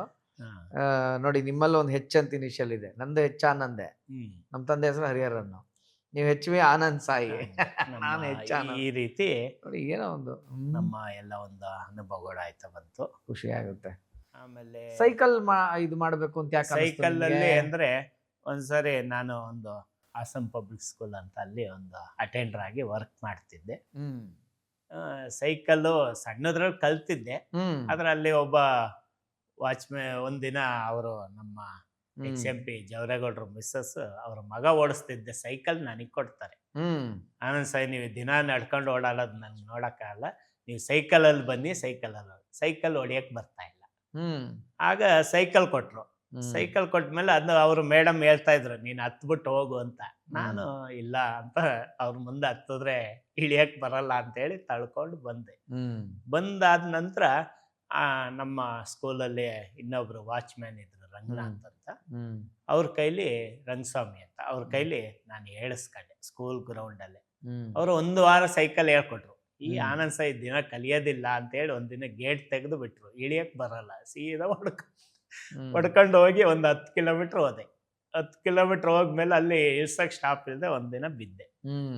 ಬಿದ್ದ ನಂತರ ಮತ್ತೆ ಬಂದವನು ಸೈಕಲ್ ಹೊಡಿತಾ ಹೀಗೆ ಕಲ್ತವನು. ಏನ್ ಮಾಡಿದೆ, ಸೀದಾ ಒಂದಿನ ಮನ್ಸಾಯ್ತು, ಇಲ್ಲಿಂದ ದಸರಿಘಟ್ಟ ಚೌಡೇಶ್ವರಿ ದೇವಸ್ಥಾನಕ್ಕೆ ಹೋಗೋದು. ಹೀಗೆ ಒಂದೊಂದು ಸಣ್ಣ ಸಣ್ಣ ಗ್ರಾಮಕ್ಕೆ ಶನಿವಾರ ಭಾನುವಾರ ರಜೆ ಇದ್ದಾಗ ಹೋಗೋದು ಬರೋದು ಮಾಡ್ತಿದ್ದೆ. ಕೊನೆಗೆ ಒಂದಿನ ಮನಸ್ಸಾಗಿ ಸ್ಕೂಲಲ್ಲಿ 1 ತಿಂಗಳು ರಜಾ ಬೇಕು, ನಾನು ಶಿರ್ಡಿ ನೋಡಿಲ್ಲ, ಪ್ರಥಮ ಬಾರಿಗೆ ಶಿರ್ಡಿಗೆ ಹೋಗಿ ಅವರ ದರ್ಶನ ಮಾಡಬೇಕು ಅಂತೇಳಿ ಫಸ್ಟ್ ಬಾರಿ ಶಿರ್ಡಿಗೆ ಸೈಕಲಲ್ಲಿ ಪಂಡ್ರಾಪುರ, ಶಿರ್ಡಿ, ಮಂತ್ರಾಲಯ, ಪುಟ್ಟಪರ್ತಿ ಮತ್ತೆ ಹಾಸನಿಗೆ 1 ರೌಂಡ್ 28 ದಿವಸದಲ್ಲಿ ಸೈಕಲಲ್ಲಿ ಹೋಗಿದ್ದೆ. ಆಗ ಹಾಸನಿಂದ ಹೊರಟಾಗ ಸುವರ್ಣ ನ್ಯೂಸ್ ಚಾನಲ್ ಅಲ್ಲೆಲ್ಲ ಬಂದಿತ್ತು. ಹೌದಾ? ಹಾಸನಿಂದ ಒಬ್ರು ಹೀಗೆ ಆನಂದ್ ಸಾಯಿನವರು ಸೈಕಲ್ ಅಲ್ಲಿ ಹೊರಟಿದ್ದಾರೆ. ಹೀಗೆ ಬಾಬಾ ಅವರ ಪ್ರಥಮ ಶಿರ್ಡಿ ಬಾಬಾ ಅವರ ದರ್ಶನ ಆಗಿದ್ದ. ಆಮೇಲೆ ನಮ್ಮ ಹಾಸನಲ್ಲಿ ಒಬ್ರು ಜಯಲಕ್ಷ್ಮಮ್ಮ ಅಂತಿದ್ರು. ಅವರು ಹೀಗೆ ಭಜನೆಗೆ ಹೋದಾಗ ನಿನಗೊಂದು ಬಾಬನ್ ಫೋಟೋ ಕೊಡ್ತೀನಿ ಅಂದ್ರು. ಆದ್ರೆ ನನಗೆ ಫಸ್ಟ್ ಫೋಟೋ ಬಂದಿದ್ದೆ ಶಿರ್ಡಿ ಬಾಬು. ಅವ್ರು ಸತ್ಯಸಾಯಿ ಬಾಬಾ ಡಿಒಟಿ ಆಗಿದ್ರು ಫಸ್ಟ್ ಶಿರ್ಡಿ ಬಾಬನ್ ಫೋಟೋ ಕೊಟ್ಟರು. ಯಾಕಂದ್ರೆ ಪ್ರಥಮ ಅವತಾರ ಅಂತೇಳಿ ಡಿಕ್ಲೇರ್. ನಂತರ ನಮ್ಮ ಮನೇಲಿ ಯಾವಾಗ್ಲೂ ಭಜನೆ ಆದ್ರೂ ಮೇಲೆ ಶಿರ್ಡಿ ಬಾಬಾ ಅವರು, ನಂತರ ಸತ್ಯಸಾಯಿ ಬಾಬಾ ಅವ್ರ ಫೋಟೋ ಇಟ್ಟು ಭಜನೆ ಭಾರಿ ನಡೆಯೋದು. ಎಲ್ಲಿ ಹಾಸನಲ್ಲಿ ಒಂದು ಮಾತೆ ಆಗಿತ್ತು, ಎಲ್ಲಿ ಭಜನೆ ನಡೀತಿರುತ್ತೆ ಅಲ್ಲೋಗಿ ನೋಡಿ ಬೇಕಾದ್ರೆ ಆನಂದ್ ಸಾಯಿ ಇರ್ತಾರೆ ಅನ್ನೋರು. ಆ ಮಟ್ಟದಲ್ಲಿ ವಿಚಾರಗಳೆಲ್ಲ ಬರಕ್ ಶುರು ಆಯ್ತು. ಆಮೇಲೆ ಬಾಬಾ ಅವರ ಅನುಗ್ರಹ ತುಂಬಾ ಆಯ್ತಾ ಬಂತು. ಮತ್ತೆ ನೆಕ್ಸ್ಟ್ ನೀವು ಮಂತ್ರಾಲಯ, ಸಾರಿ ಆಂಧ್ರ ಪ್ರದೇಶ, ಕರ್ನಾಟಕ, ಮಹಾರಾಷ್ಟ್ರ ಇದನ್ನ ಪಾದಯಾತ್ರೆ ಮಾಡ್ತೀರಾ. ಇದು 5726 ಕಿಲೋಮೀಟರ್. ಇದೇನೇನು ಕವರ್ ಮಾಡಿದ್ದೀರಾ ನೀವು? ಇದು 2013ರಲ್ಲಿ ಇವರು 2015ರಲ್ಲಿ ಗುರುಗಳು ಆಶೀರ್ವಾದ ಮಾಡ್ತಾರೆ, ಬೆಳಗೂರು ಗುರುಗಳು, ನೀನಿನ್ನು ಹೊರಡಬೇಕು ಅಂತ. ಅವಾಗ ಆಯ್ತು ಅಂತ ಹೇಳಿ ಬಂದು ಹಿಂಗೆ 2015ರಲ್ಲಿ ನಾನು ಪಾದಯಾತ್ರೆ ಹೋಗ್ಬೇಕು ಅಂದಾಗ ನಮ್ಮ ಗುರುಗಳಾದ ವಿನಯ್ ಗುರುಜಿ ಹತ್ರ ಮಾತು ಕೇಳಬೇಕು ಅಂತೇಳಿ ಅವ್ರಿಗೆ ವಿಚಾರ ಮುಟ್ಟಿಸ್ತೀನಿ. ಅವಾಗ ಅವರು ಹಿಂಗೆ ಬೆಂಗಳೂರಿಗೆ ನೀನೊಬ್ಬನೇ ಬಾ, ನಾನು ಹೇಳ್ತೀನಿ ಬಾ ಅಂತೇಳಿ ಇಂಥ ದಿನ ಅಂತ ಒಂದು ಅವಕಾಶ ಕೊಡ್ತಾರೆ. ಅವಾಗ ಬೆಂಗಳೂರಲ್ಲಿ ಶಿವರಾಜ ಅಣ್ಣನ ಮನೇಲಿ ಗುರುಗಳು ಇರ್ತಾರೆ. ಹೋಗ್ತೇನೆ. ಹೋದಾಗ ಗುರುಗಳು ಏನು ನಿಂದು ಡಿಸಿಷನ್ ಏನು ಅಂತ ಕೇಳ್ತಾರೆ. ಏನಿಲ್ಲ, ಹೀಗೆ ಎಲ್ಲ ಬಿಟ್ಟು ಫುಲ್ಲು ಸಂಚಾರ ಮಾಡಿ ಬರಬೇಕು ಅಂತ ಒಂದಿದೆ, ಎಲ್ಲೆಲ್ಲಿ ಹೋಗ್ತೀಯ ಅಂತ ಕೇಳ್ತಾರೆ. ಆದರೆ ಗುರುಗಳದ ಮಹಿಮೆ ನಮ್ಗೆ ಈಗ ಅರಿವಾಗ್ತದೆ. ಆದ್ರೆ ಆ ದಿನ ಗುರುಗಳ ಹತ್ರ ತಮಾಷೆಗೆ ಶಿರ್ಡಿಗೆ ಹೋಗ್ತೀನಿ, ಮಂತ್ರಾಲಯಕ್ಕೆ ಹೋಗ್ತೀನಿ, ಗಾಣಗಾಪುರಕ್ಕೆ ಹೋಗ್ತೀನಿ, ಯಾವ ಕ್ಷೇತ್ರದ ಹೆಸರು ಹೇಳ್ತಿದ್ರು ಗುರುಗಳು ನನಗೆ ಪ್ರಸಾದ ಕೊಡ್ತಿದ್ರು.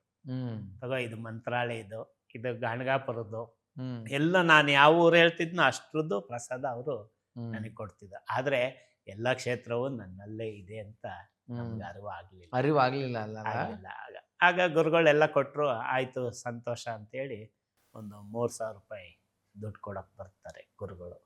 ಅವಾಗಂತಾರೆ ಏನೂ ಬೇಡ, ಮತ್ತೆ ಹೇಗೆ ಹೋಗ್ತೀಯಾ ಅಂತ.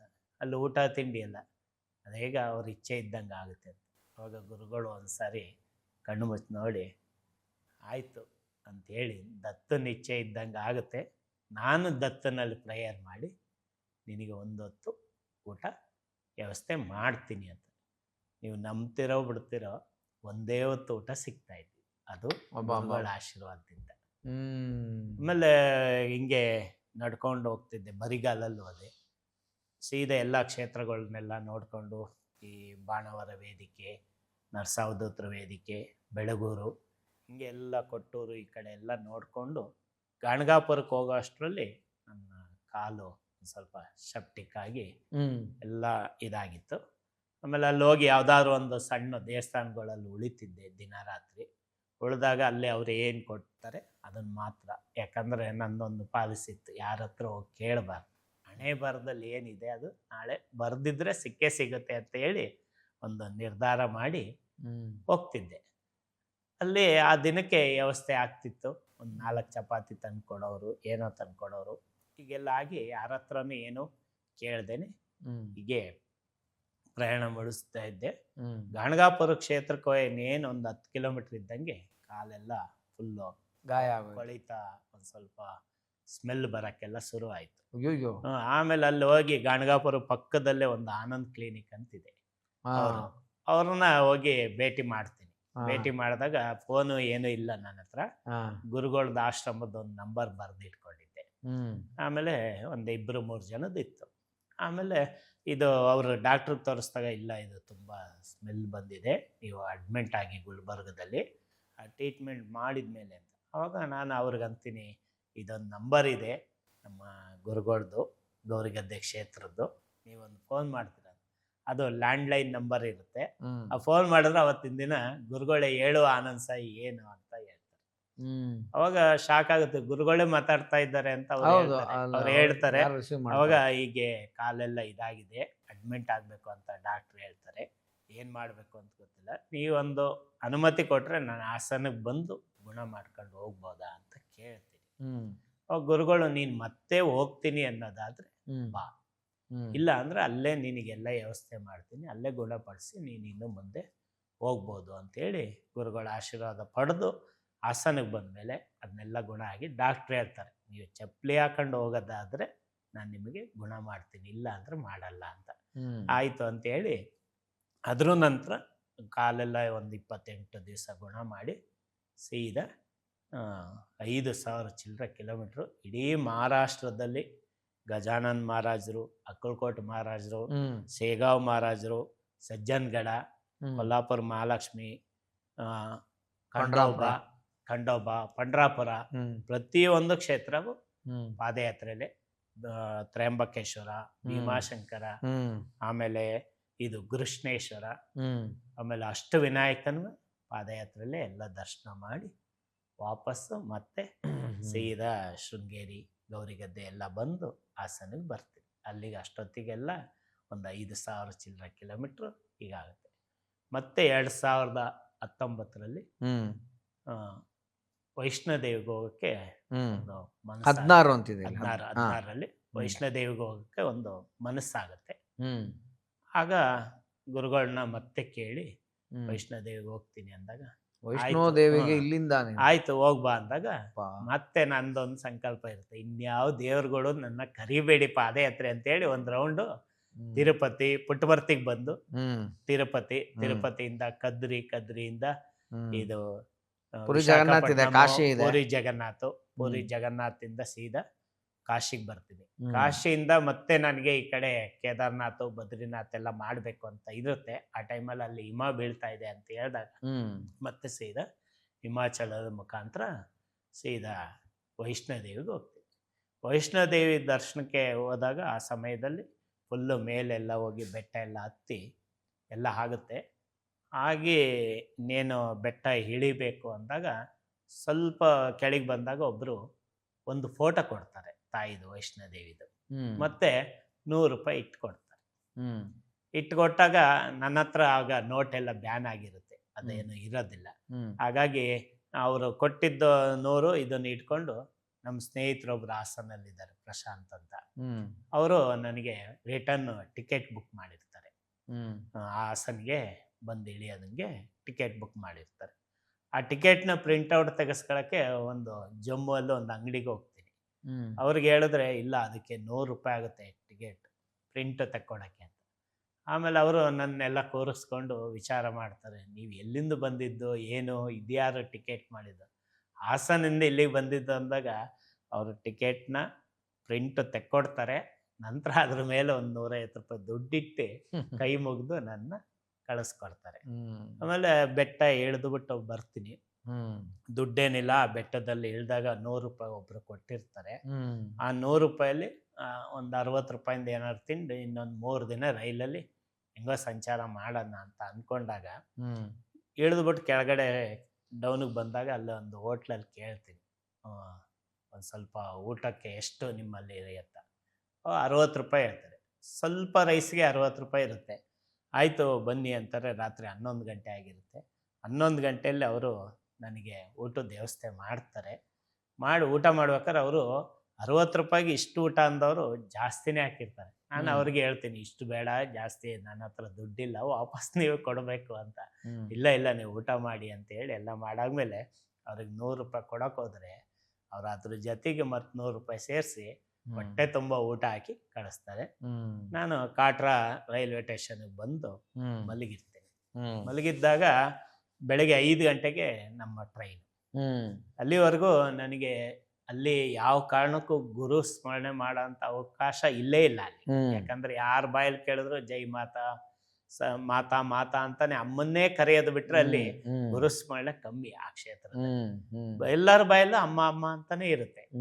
ಈಗಿದ್ದಾಗ ಬೆಳಗಿನ ಜಾವ 5 ಗಂಟೆಯಲ್ಲಿ ಚಿಕ್ಕಮಂಗ್ಳೂರ್ ಹತ್ರ ಇರೋ ಸಕ್ರಾಯಪಟ್ಟಣ ವೆಂಕಟಾಚಲ ಅವಧೂತರು ದರ್ಶನ ಕೊಡ್ತಾರೆ ರೈಲ್ವೆ ಸ್ಟೇಷನ್ ಅಲ್ಲಿ.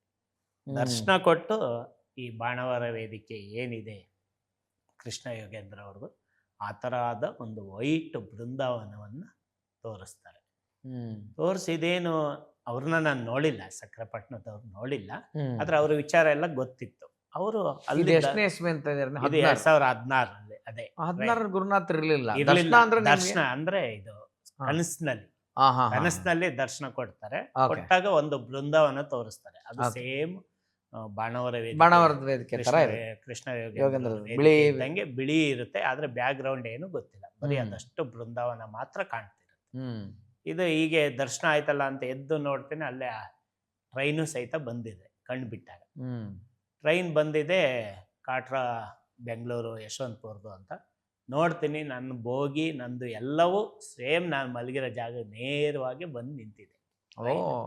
ಅವಾಗ ಕೂಗ್ತಾ ಅನೌನ್ಸ್ ಮಾಡ್ತಾ ಇದ್ದಾರೆ. ನಾನು ಎಲ್ಲ ಹಾಗೆ ಟಾರ್ಪಲ್ಲೆಲ್ಲ ಮಡಚಿ ತಗೊಂಡೋಗಿ ಅದರೊಳಗಡೆ ಕೂತು ಹೀಗೆ ಹಾಸನಕ್ಕೆ ಬಂದೆ. ಬಂದಾದ್ಮೇಲೆ ಸೀದಾ ಗೌರಿಗದ್ದೆಗೆ ಹೋದೆ. ಗೌರಿಗದ್ದೆಗೆ ಹೋದಾಗ ಅಲ್ಲಿ ತಾಯಿ ಅಮ್ಮನವರ ಪೂಜೆಗೆ ಗುರುಗಳು ನನಗೆ ತೋಟದೊಳಗಡೆ ಪದ್ಮಾವತಿ ಅಮ್ಮನವ್ರು ಇದ್ರು. ಅಲ್ಲಿ ಪೂಜೆ ಮಾಡಕ್ ನಂಗೊಂದು ಅವಕಾಶ ಕೊಡ್ತಾರೆ. ನೀನು ಇಲ್ಲಿ ಇರ್ಬೋದು, ಮಾಡ್ಕೊಂಡು ಇರುವಂತೆ. ಹಾಗೆ ಅಲ್ಲಿ ಇದ್ದು ತುಂಬ 1 ವರ್ಷದವರೆಗೂ ಅಲ್ಲೇ ಪೂಜೆ ಮಾಡ್ಕೊಳ್ಳೋದು, ಹಾಸನಕ್ಕೆ ಬರೋದು ಹೋಗೋದು ಎಲ್ಲ ಮಾಡ್ತೀವಿ. ಒಂದಿನ ಅಲ್ಲಿ ದೇವಿ ಹತ್ರ ಬೆಳಗ್ಗೆ ಶುಕ್ರವಾರ ಬೆಳಗ್ಗೆ ನಾನು ಹೋಗಿ ತಾಯಿಗೆ ಕಿರೀಟದ ಮೇಲೆ ಶ್ರೀಚಕ್ರ ಇತ್ತು ಮೊದಲು. ಆ ಶ್ರೀಚಕ್ರದ ಹೂ ತೆಗಿಯಕ್ಕೆ ಹೋದಾಗ ಫುಲ್ ವಿಗ್ರಹ ಮಾಯ. ಹೌದಾ? ವಿಗ್ರಹನೇ ಮಾಯ ಆಗ್ಬಿಟ್ಟು ಇದು ನೀವು ಓಪನ್ ಇದೆ. ಇದು ಯಾವ್ದು ಕನ್ಸಲ್ಲ. ಹೌದಾ? ಓಪನ್ ಅಲ್ಲೇ ತಾಯಿ ದರ್ಶನ ಕೊಟ್ಟಿದ್ದು. ಅದು ಫುಲ್ ವಿಗ್ರಹನೇ ಮಾಯ ಆಗಿ ಒಂದು ಹೆಂಗ್ಸು. ಇದು ಸ್ವತಃ ಎದ್ದು ಬಂದ ಈಗಲೂ ಮೈ ಜುಮ್ ಅನ್ನತ್ತೆ ಅದನ್ನ ನೆನೆಸ್ಕೊಂಡ್ರೆ. ಬಂದಿದೆ ತಾಯಿ ಬಲಭಾಗದಲ್ಲಿ ಒಳಕ್ಕೆ ಹೋಗಿದ್ದು. ಅದು ಒಂದು ಕ್ಷಣ ಅದು. ಅದಾದ ತಕ್ಷಣ ಭಯ ಆಯ್ತು, ಸೀದಾ ಹೊಡ್ದೆ. ಯಾರು ಇರ್ಲಿಲ್ಲ ಆಗ ಅಲ್ಲಿ ಬೆಳಗಿನ ಜಾವ ಶುಕ್ರವಾರ ಬೆಳಗ್ಗೆ ಸೀದಾ ಹೊಡ್ತಿದ್ರೆ ಗುರುಗಳು ಮೇಲೆ ಕೃಷ್ಣ ಮಂದಿರದಿಂದ ಇಳಿತಿದ್ರು. ಹೀಗೆ ಅಮ್ಮನ ವಿಗ್ರಹ ಈ ತರ ಆಗಿ ಒಂದು ಹೆಂಗ್ಸ್ ಗೊತ್ತಂಗಾಯ್ತು. ಅವಳು 24 ಗಂಟೆನೂ 24 ರೂಪದಲ್ಲಿ ದರ್ಶನ ಕೊಡ್ತಿರ್ತಾಳೆ, ನೀನು ಎದುರು ಬಿಟ್ಟಿ ಅಂತ ಹೇಳಿ ಗುರುಗಳು ಕೇಳಿದ್ರು. ಅಲ್ಲ, ವಿಗ್ರಹ ನೋಡಿದ್ದು ವಿಗ್ರಹ ಅಷ್ಟು ದಿವಸ ನಾನೇ ಪೂಜೆ ಮಾಡಿದ್ದು ವಿಗ್ರಹ ಮಾಯ ಆಗಿ ನಾವು ನೋಡಿದ್ದೀವಲ್ಲ ಆಗಿ ಪ್ರತ್ಯಕ್ಷ ಆಗಿ ಹಿಂಗೆ ಕಾಲೆಲ್ಲ ಇಳಿದ್ಬಿಟ್ಟು ಹಿಂಗೆ ಹೋಗಿದ್ದು ನೋಡಿದಾಗ ಅದರ ನಂತರ ನನಗೆ ಅಮ್ಮನವರ ಅನುಗ್ರಹ ಆಗಿತ್ತು.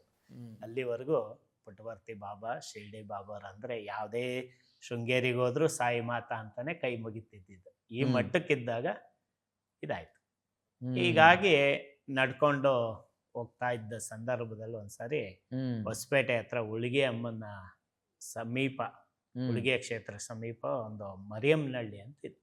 ಹ್ಮ್ ಆ ಮರಿಯಮ್ಮನಹಳ್ಳಿ ಹತ್ರ ಮಳೆ ಬರಕ್ಕೆ ಶುರು ಆಯಿತು. ಹ್ಮ್ ನಾನೊಂದು ಜಾಗಕ್ಕೆ ಉಳಿಬೇಕು, ಇನ್ನು ಹೋಗೋಕ್ಕಾಗಲ್ಲ, ಇಲ್ಲೇ ಎಲ್ಲರೂ ಉಳಿಯೋಣ ಅಂತ ಅಲ್ಲಿ ಕೇಳಿದಾಗ ಆ ತೋಟದೊಳಗಡೆ ಒಂದು ಕೊಲ್ಲಾಪುರದ ಅಮ್ಮನ ದೇವಸ್ಥಾನ ಇದೆ, ಹ್ಮ್ ನೀನು ಹೋಗಿ ಉಳಿಬೋದಲ್ಲಿ ಅಂತ ಅಂದರು. ಹ್ಮ್ ಫುಲ್ ಮಳೆ ಬಂದಿದೆ, ಕಾಂಪೌಂಡು ಒಳಗಡೆ ಎಲ್ಲ ನೀರು ಬಂದಿದೆ.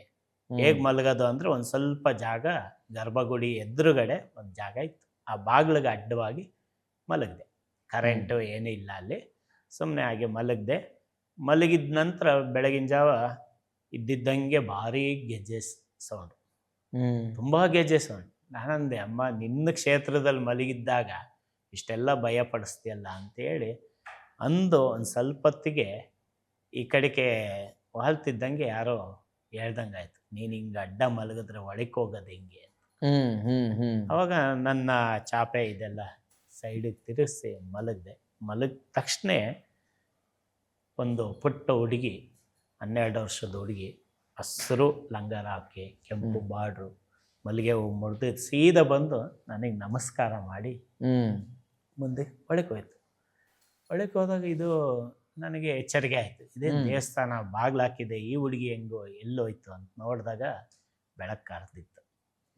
ಈ ರೀತಿಯಾಗಿ ಅಮ್ಮ 2 ಬಾರಿ ದರ್ಶನ ಕೊಟ್ಟಿದ್ದು ತಾಯಿ.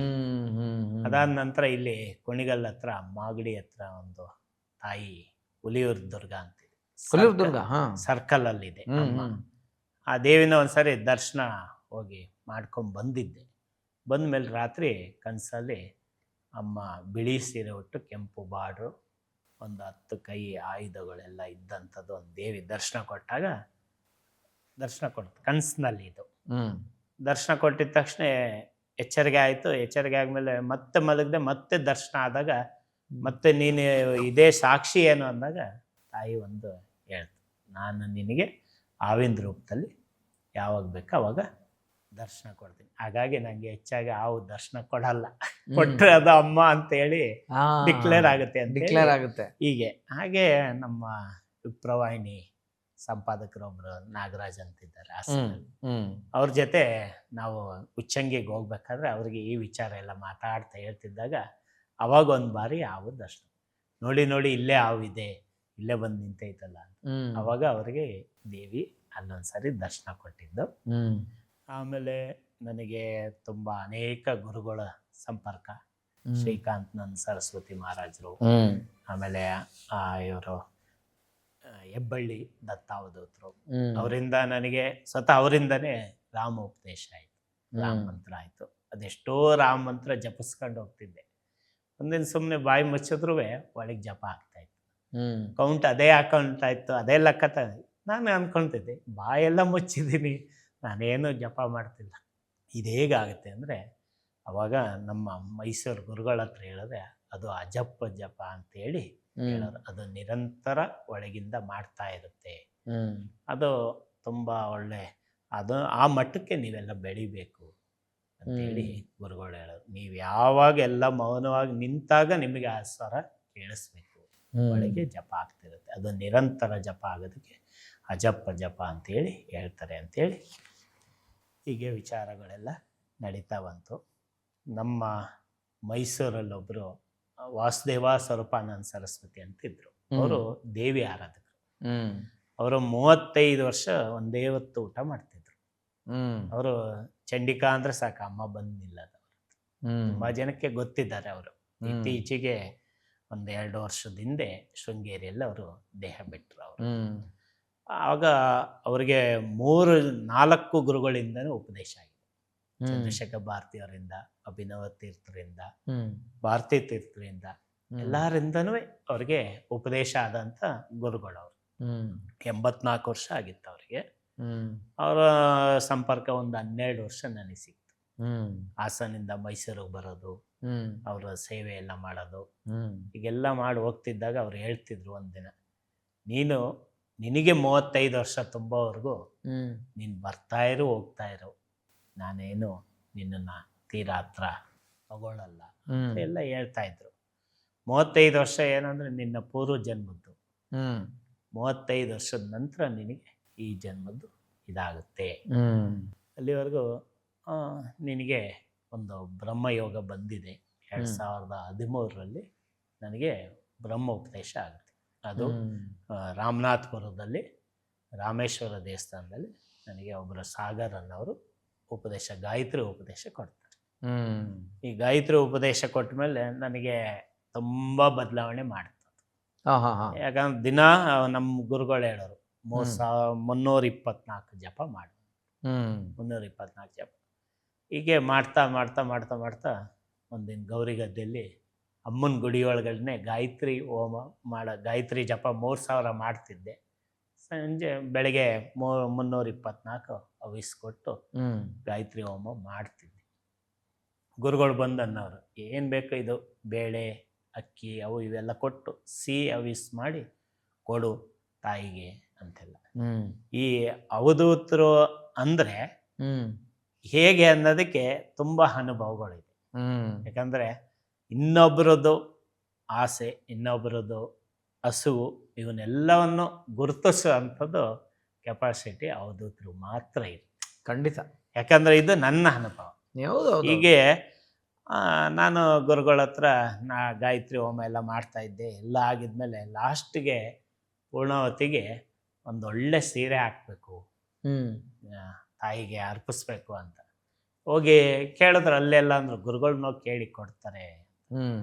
ನಾವೇನು ಅಂಥ ದೊಡ್ಡ ಇದು ಮಾಡಿಲ್ಲ, ಅಲ್ಲೇನು ಕೇಳೋದು ಅಂತೇಳಿ ಸುಮ್ಮನೆ ನಮ್ಮ ಪಾಡಿಗೆ ನಾವಿದ್ದು ನಾಳೆ ಲಾಸ್ಟ್ನೇ ದಿನ ಅಂತ ಯೋಚನೆ ಮಾಡಿದಾಗ 125 ಹವಿಸ್ ಕೊಟ್ಟಾಗಿದೆ. ಇನ್ನೊಂದು ಸ್ವಲ್ಪ ಹವಿಸ್ ಕೊಡೋದಿತ್ತು. ಅಷ್ಟೊತ್ತಿಗೆ 3 ಜನ ದಂಪತಿಗಳು ಬರ್ತಾರೆ. ಅಮ್ಮನ ಗುಡಿ ಮೆಟ್ಲತ್ತು ಒಳಗೆ ಬರ್ತಾರೆ. ಬಂದಾಗ ಅವರು ಅಮ್ಮಂಗೆ ಸೀರೆ ಎಲ್ಲ ಮಡ್ಲಕ್ಕಿ ಎಲ್ಲ ತಂದಿರ್ತಾರೆ. ನಾನು ಎಲ್ಲ ಆಯಿತು, ಅವ್ರನ್ನೂ ಕೂರಿಸ್ಕೊಂಡು ಗಾಯತ್ರಿ ಹೋಮ ಎಲ್ಲ ಮುಗಿಸಿದ ಮೇಲೆ, ನೀವಿನ್ನು ಇವತ್ತು ಮುಕ್ತಾಯ ಸಮಾರಂಭ, ನೀವು ಇದನ್ನು ಒಂದು ಸ್ವಲ್ಪ ಪೂರ್ಣವಾಗಿ ಮಾಡಿ ಮುಗಿಸ್ಬಿಡಿ, ತಾಯಿಗೆ ಅರ್ಪಿಸ್ಬಿಡೋಣ. ಅವರು ನಾವು ತಾಯಿಗೆಲ್ಲ ಸೀರೆ ಎಲ್ಲ ತಂದಿದ್ವಿ, ನೀವೇನು ಅಭ್ಯಂತರ ಇಲ್ಲ ಅಂದರೆ ಒಂದು ಸೀರೆ ತಾಯಿಗೆ ಪೂರ್ಣವತಿಗೆ ಅರ್ಪಿಸ್ಬೋದಾ ಅಂದರೆ, ಹೌದು ಆನಂದವಾಗಿ. ನೋಡಿ, ಇದೆಲ್ಲ ಮನಸ್ಸಿದ್ರೆ ಮಾದೇವ, ಹಾಗೆ ಮನಸ್ಸಿನಲ್ಲಿ ನಿಮಗೆ ಬಂತು ಅಂದರೆ ತಾಯಿ ಅದೆಲ್ಲವೂ ಪೂರ್ಣ ಮಾಡ್ತಾಳೆ ಅನ್ನೋದಕ್ಕೆ ಮರುದಿನ ಅಲ್ಲಿ ಆಯ್ತು.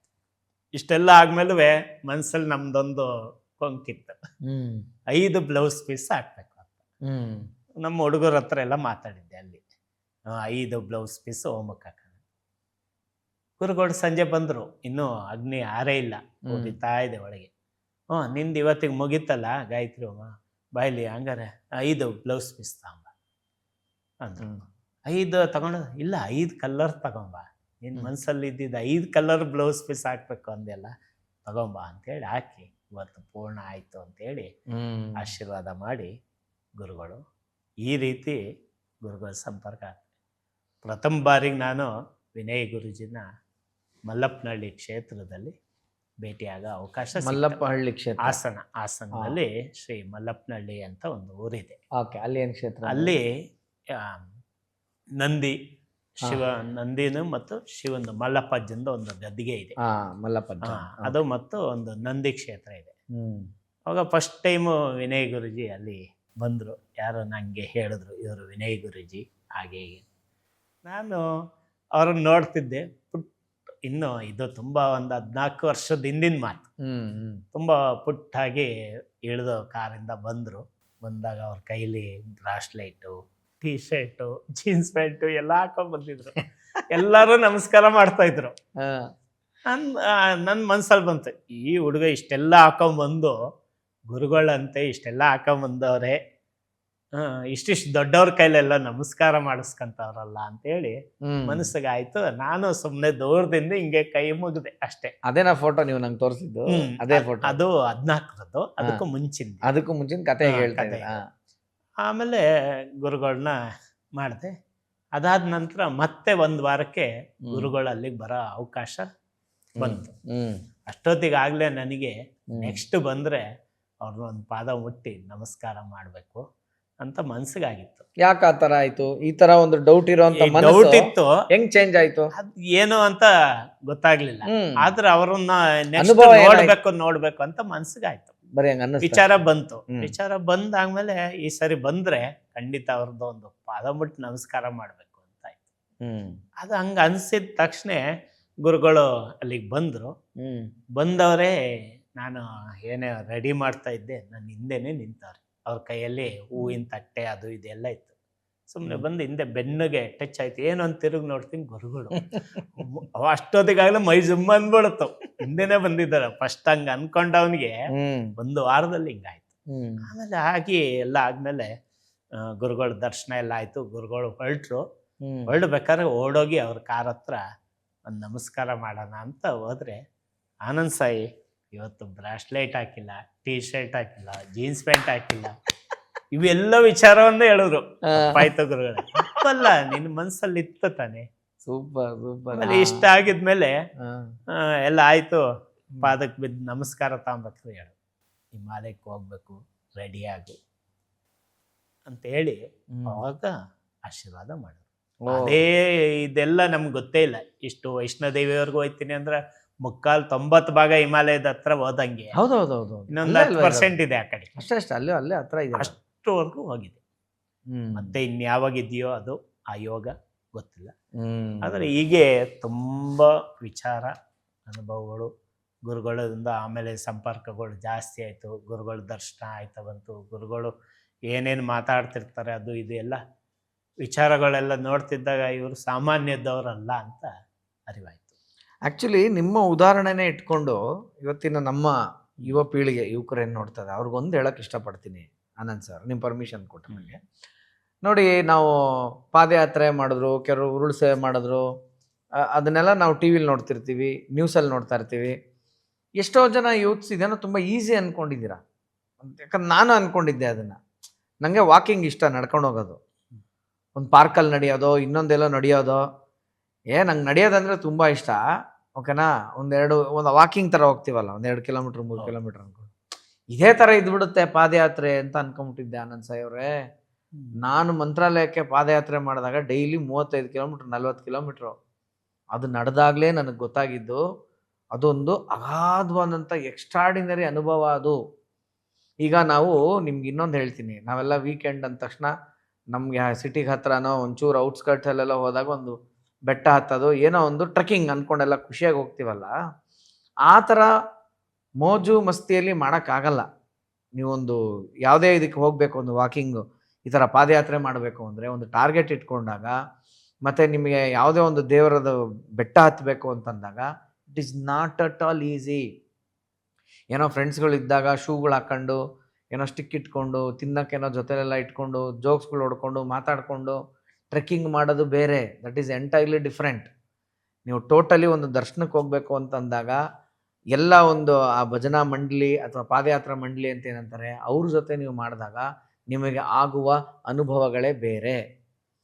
ನೀವು ಇದನ್ನು ಕಂಪೇರ್ ಮಾಡೋಕ್ಕೆ ಆಗೋದಿಲ್ಲ. ಮತ್ತು ನಿಮ್ಮ ಮೈಂಡ್ ಸೆಟ್, ನಾನೇ ಒಂದು ಪಾದಯಾತ್ರೆ ಮಾಡ್ತೀನಿ.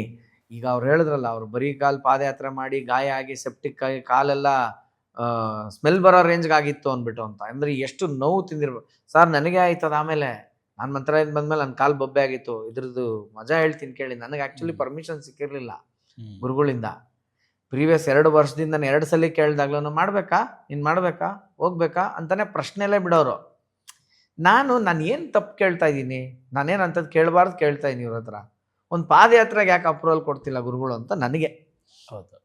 ಬಟ್ ಅದು ಮಾಡಿದಾಗ ಆಮೇಲೆ ನಂದು 2 ಕಾಲು ಹಿಂದ್ಗಡೆ ಬೊಬ್ಬೆ ಆಗಿ ಪಸ್ ಫಾರ್ಮ್ ಆಗಿ, ಕೊನೆಗೆ ಅದು ಕಟ್ ಮಾಡಿ ಪಸ್ ಓಪನ್ ಮಾಡಿ ನನ್ನ ಕಾಲಿಗೆ ಬ್ಯಾಂಡೇಜ್ ಎಲ್ಲ ಹಾಕಿ, ಆಗ ನಾನು 1 ವಾರ ಮನೇಲಿ ರೆಸ್ಟ್ ಮಾಡಿ ಆಚೆ ಬರೋ ಥರ ಆದಮೇಲೆ ಮಂತ್ರಾಕ್ಷತೆ ಪರಿಮಳ ಪ್ರಸಾದ ಕೈಲಿ ಇಟ್ಕೊಂಡು ಗುರುಗಳು ನೋಡೋಕ್ಕೆ ಹಿಂಗೆ ಕುಂಟ್ಕೊಂಡು ಹೋದೆ. ಪ್ರಸಾದ ಕೊಟ್ಟಾಗ ಅವಾಗ ನನ್ನ ಹತ್ರ ಕರೆದು ಕೇಳಿದ್ರು, ಇನ್ನೊಂದು ಪಾದಯಾತ್ರೆ ಮಾಡೋ ಜೋಶ್ ಇದೆಯಾ ಇನ್ನ ಅಂತಂದರು. ಅಯ್ಯೋ ಗುರುಗಳೇ, ಭಾಳ ಕಷ್ಟ. ಇನ್ನೊಂದು ಮಾಡಿದ್ರೂ ಇಷ್ಟು ದೂರ ಡಿಸ್ಟೆನ್ಸ್ ನನ್ನ ಕೈಲಿ ಕಷ್ಟ ಇದೆ. ಒಂದು 50 ಕಿಲೋಮೀಟ್ರ್ ಒಳಗಡೆ ಇರೋದೇನೇ ಇದ್ರೂ ನಾನು ಮಾಡ್ತೀನಿ, ನನಗೆ ಭಾಳ ಕಷ್ಟ ಆಯಿತು ನನಗೆ ಅಂತೆಲ್ಲ ಅಂದೆ. ಆವಾಗಲೂ ಅಷ್ಟೇ, ಅದು ಹೊರಡೋ ಹಿಂದಿನ ದಿವಸ ನಾನೇನು ಮಾಡಿಬಿಟ್ಟೆ, ಪ್ರತಿ ವರ್ಷ ಅವ್ರನ್ನ ಪರ್ಮಿಷನ್ ಕೇಳ್ತಾ ಇದ್ನಲ್ಲ, ಈ ವರ್ಷ ಹೋಗಲೇಬೇಕು ಅಂತ ನನಗೆ ಆಸೆ ಆಗ್ಬಿಡ್ತು. ನಾನು ಹೋಗಿ ಪರ್ಮಿಷನ್ ಕೇಳಲಿಲ್ಲ, ಸ್ಟೇಟ್ಮೆಂಟ್ ಕೊಟ್ಟೆ, ಪಾದಯಾತ್ರೆಗೆ ಹೋಗ್ಲಾ ಅಂತ ಅನ್ನೋದು ಪ್ರಶ್ನೆ, ಅನುಭವ ನಿಮ್ಮ ಇದು ಕೊಡಿ ಅಂತ.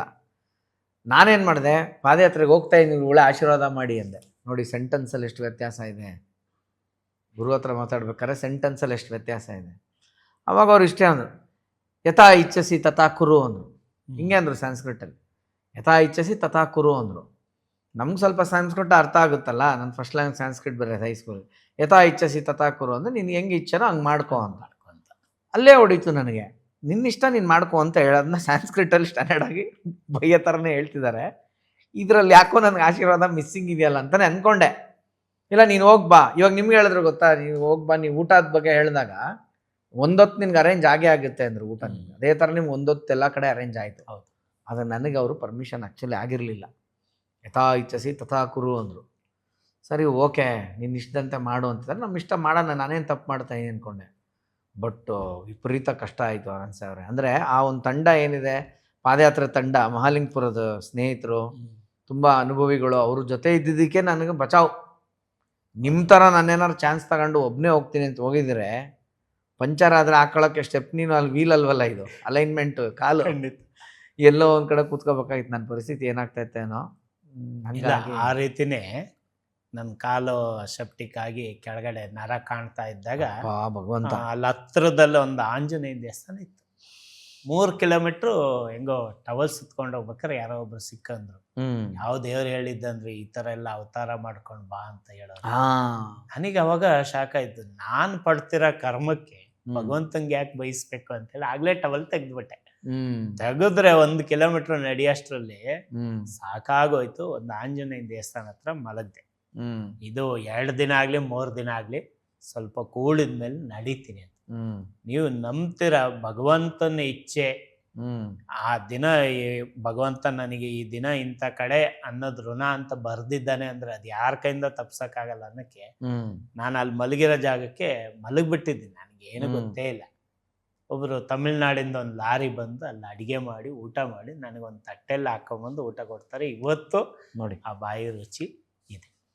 ಅಂದ್ರೆ ಭಗವಂತ ನೀನು ಎಲ್ಲಿದ್ರೂ ನಿನಗೆ ಏನು ಕೊಡ್ಬೇಕು ಅದನ್ನ ಕೊಟ್ಟೆ ಕೊಡ್ತಾನೆ. ಆಮೇಲೆ ಯಾಕೆ ನಾನು ಇದನ್ನ ಒಂದು ಮೆಸೇಜ್ ಆಗಿ ಯೂತ್ಸ್ಗೆ ಹೇಳ್ಬೇಕು ಅಂತಿದ್ದೀನಿ ಅಂದರೆ, ನಾನು ಸಾಕಷ್ಟು ರೀಲು ರೀಸೆಂಟಾಗಿ ನೋಡಿದೆ. ನೀವು ಅರುಣಾಚಲದ ಬೆಟ್ಟದ್ದು ಸ್ವಲ್ಪ ಅನುಭವಗಳನ್ನ ಜೊತೆ ಹಂಚ್ಕೋಬೇಕು, ಅದಕ್ಕೆ ಸಂಬಂಧಪಟ್ಟಿದ್ದು ರೀಲ್ ಒಂದು ನೋಡಿದೆ. ಏನು ಅಂದರೆ,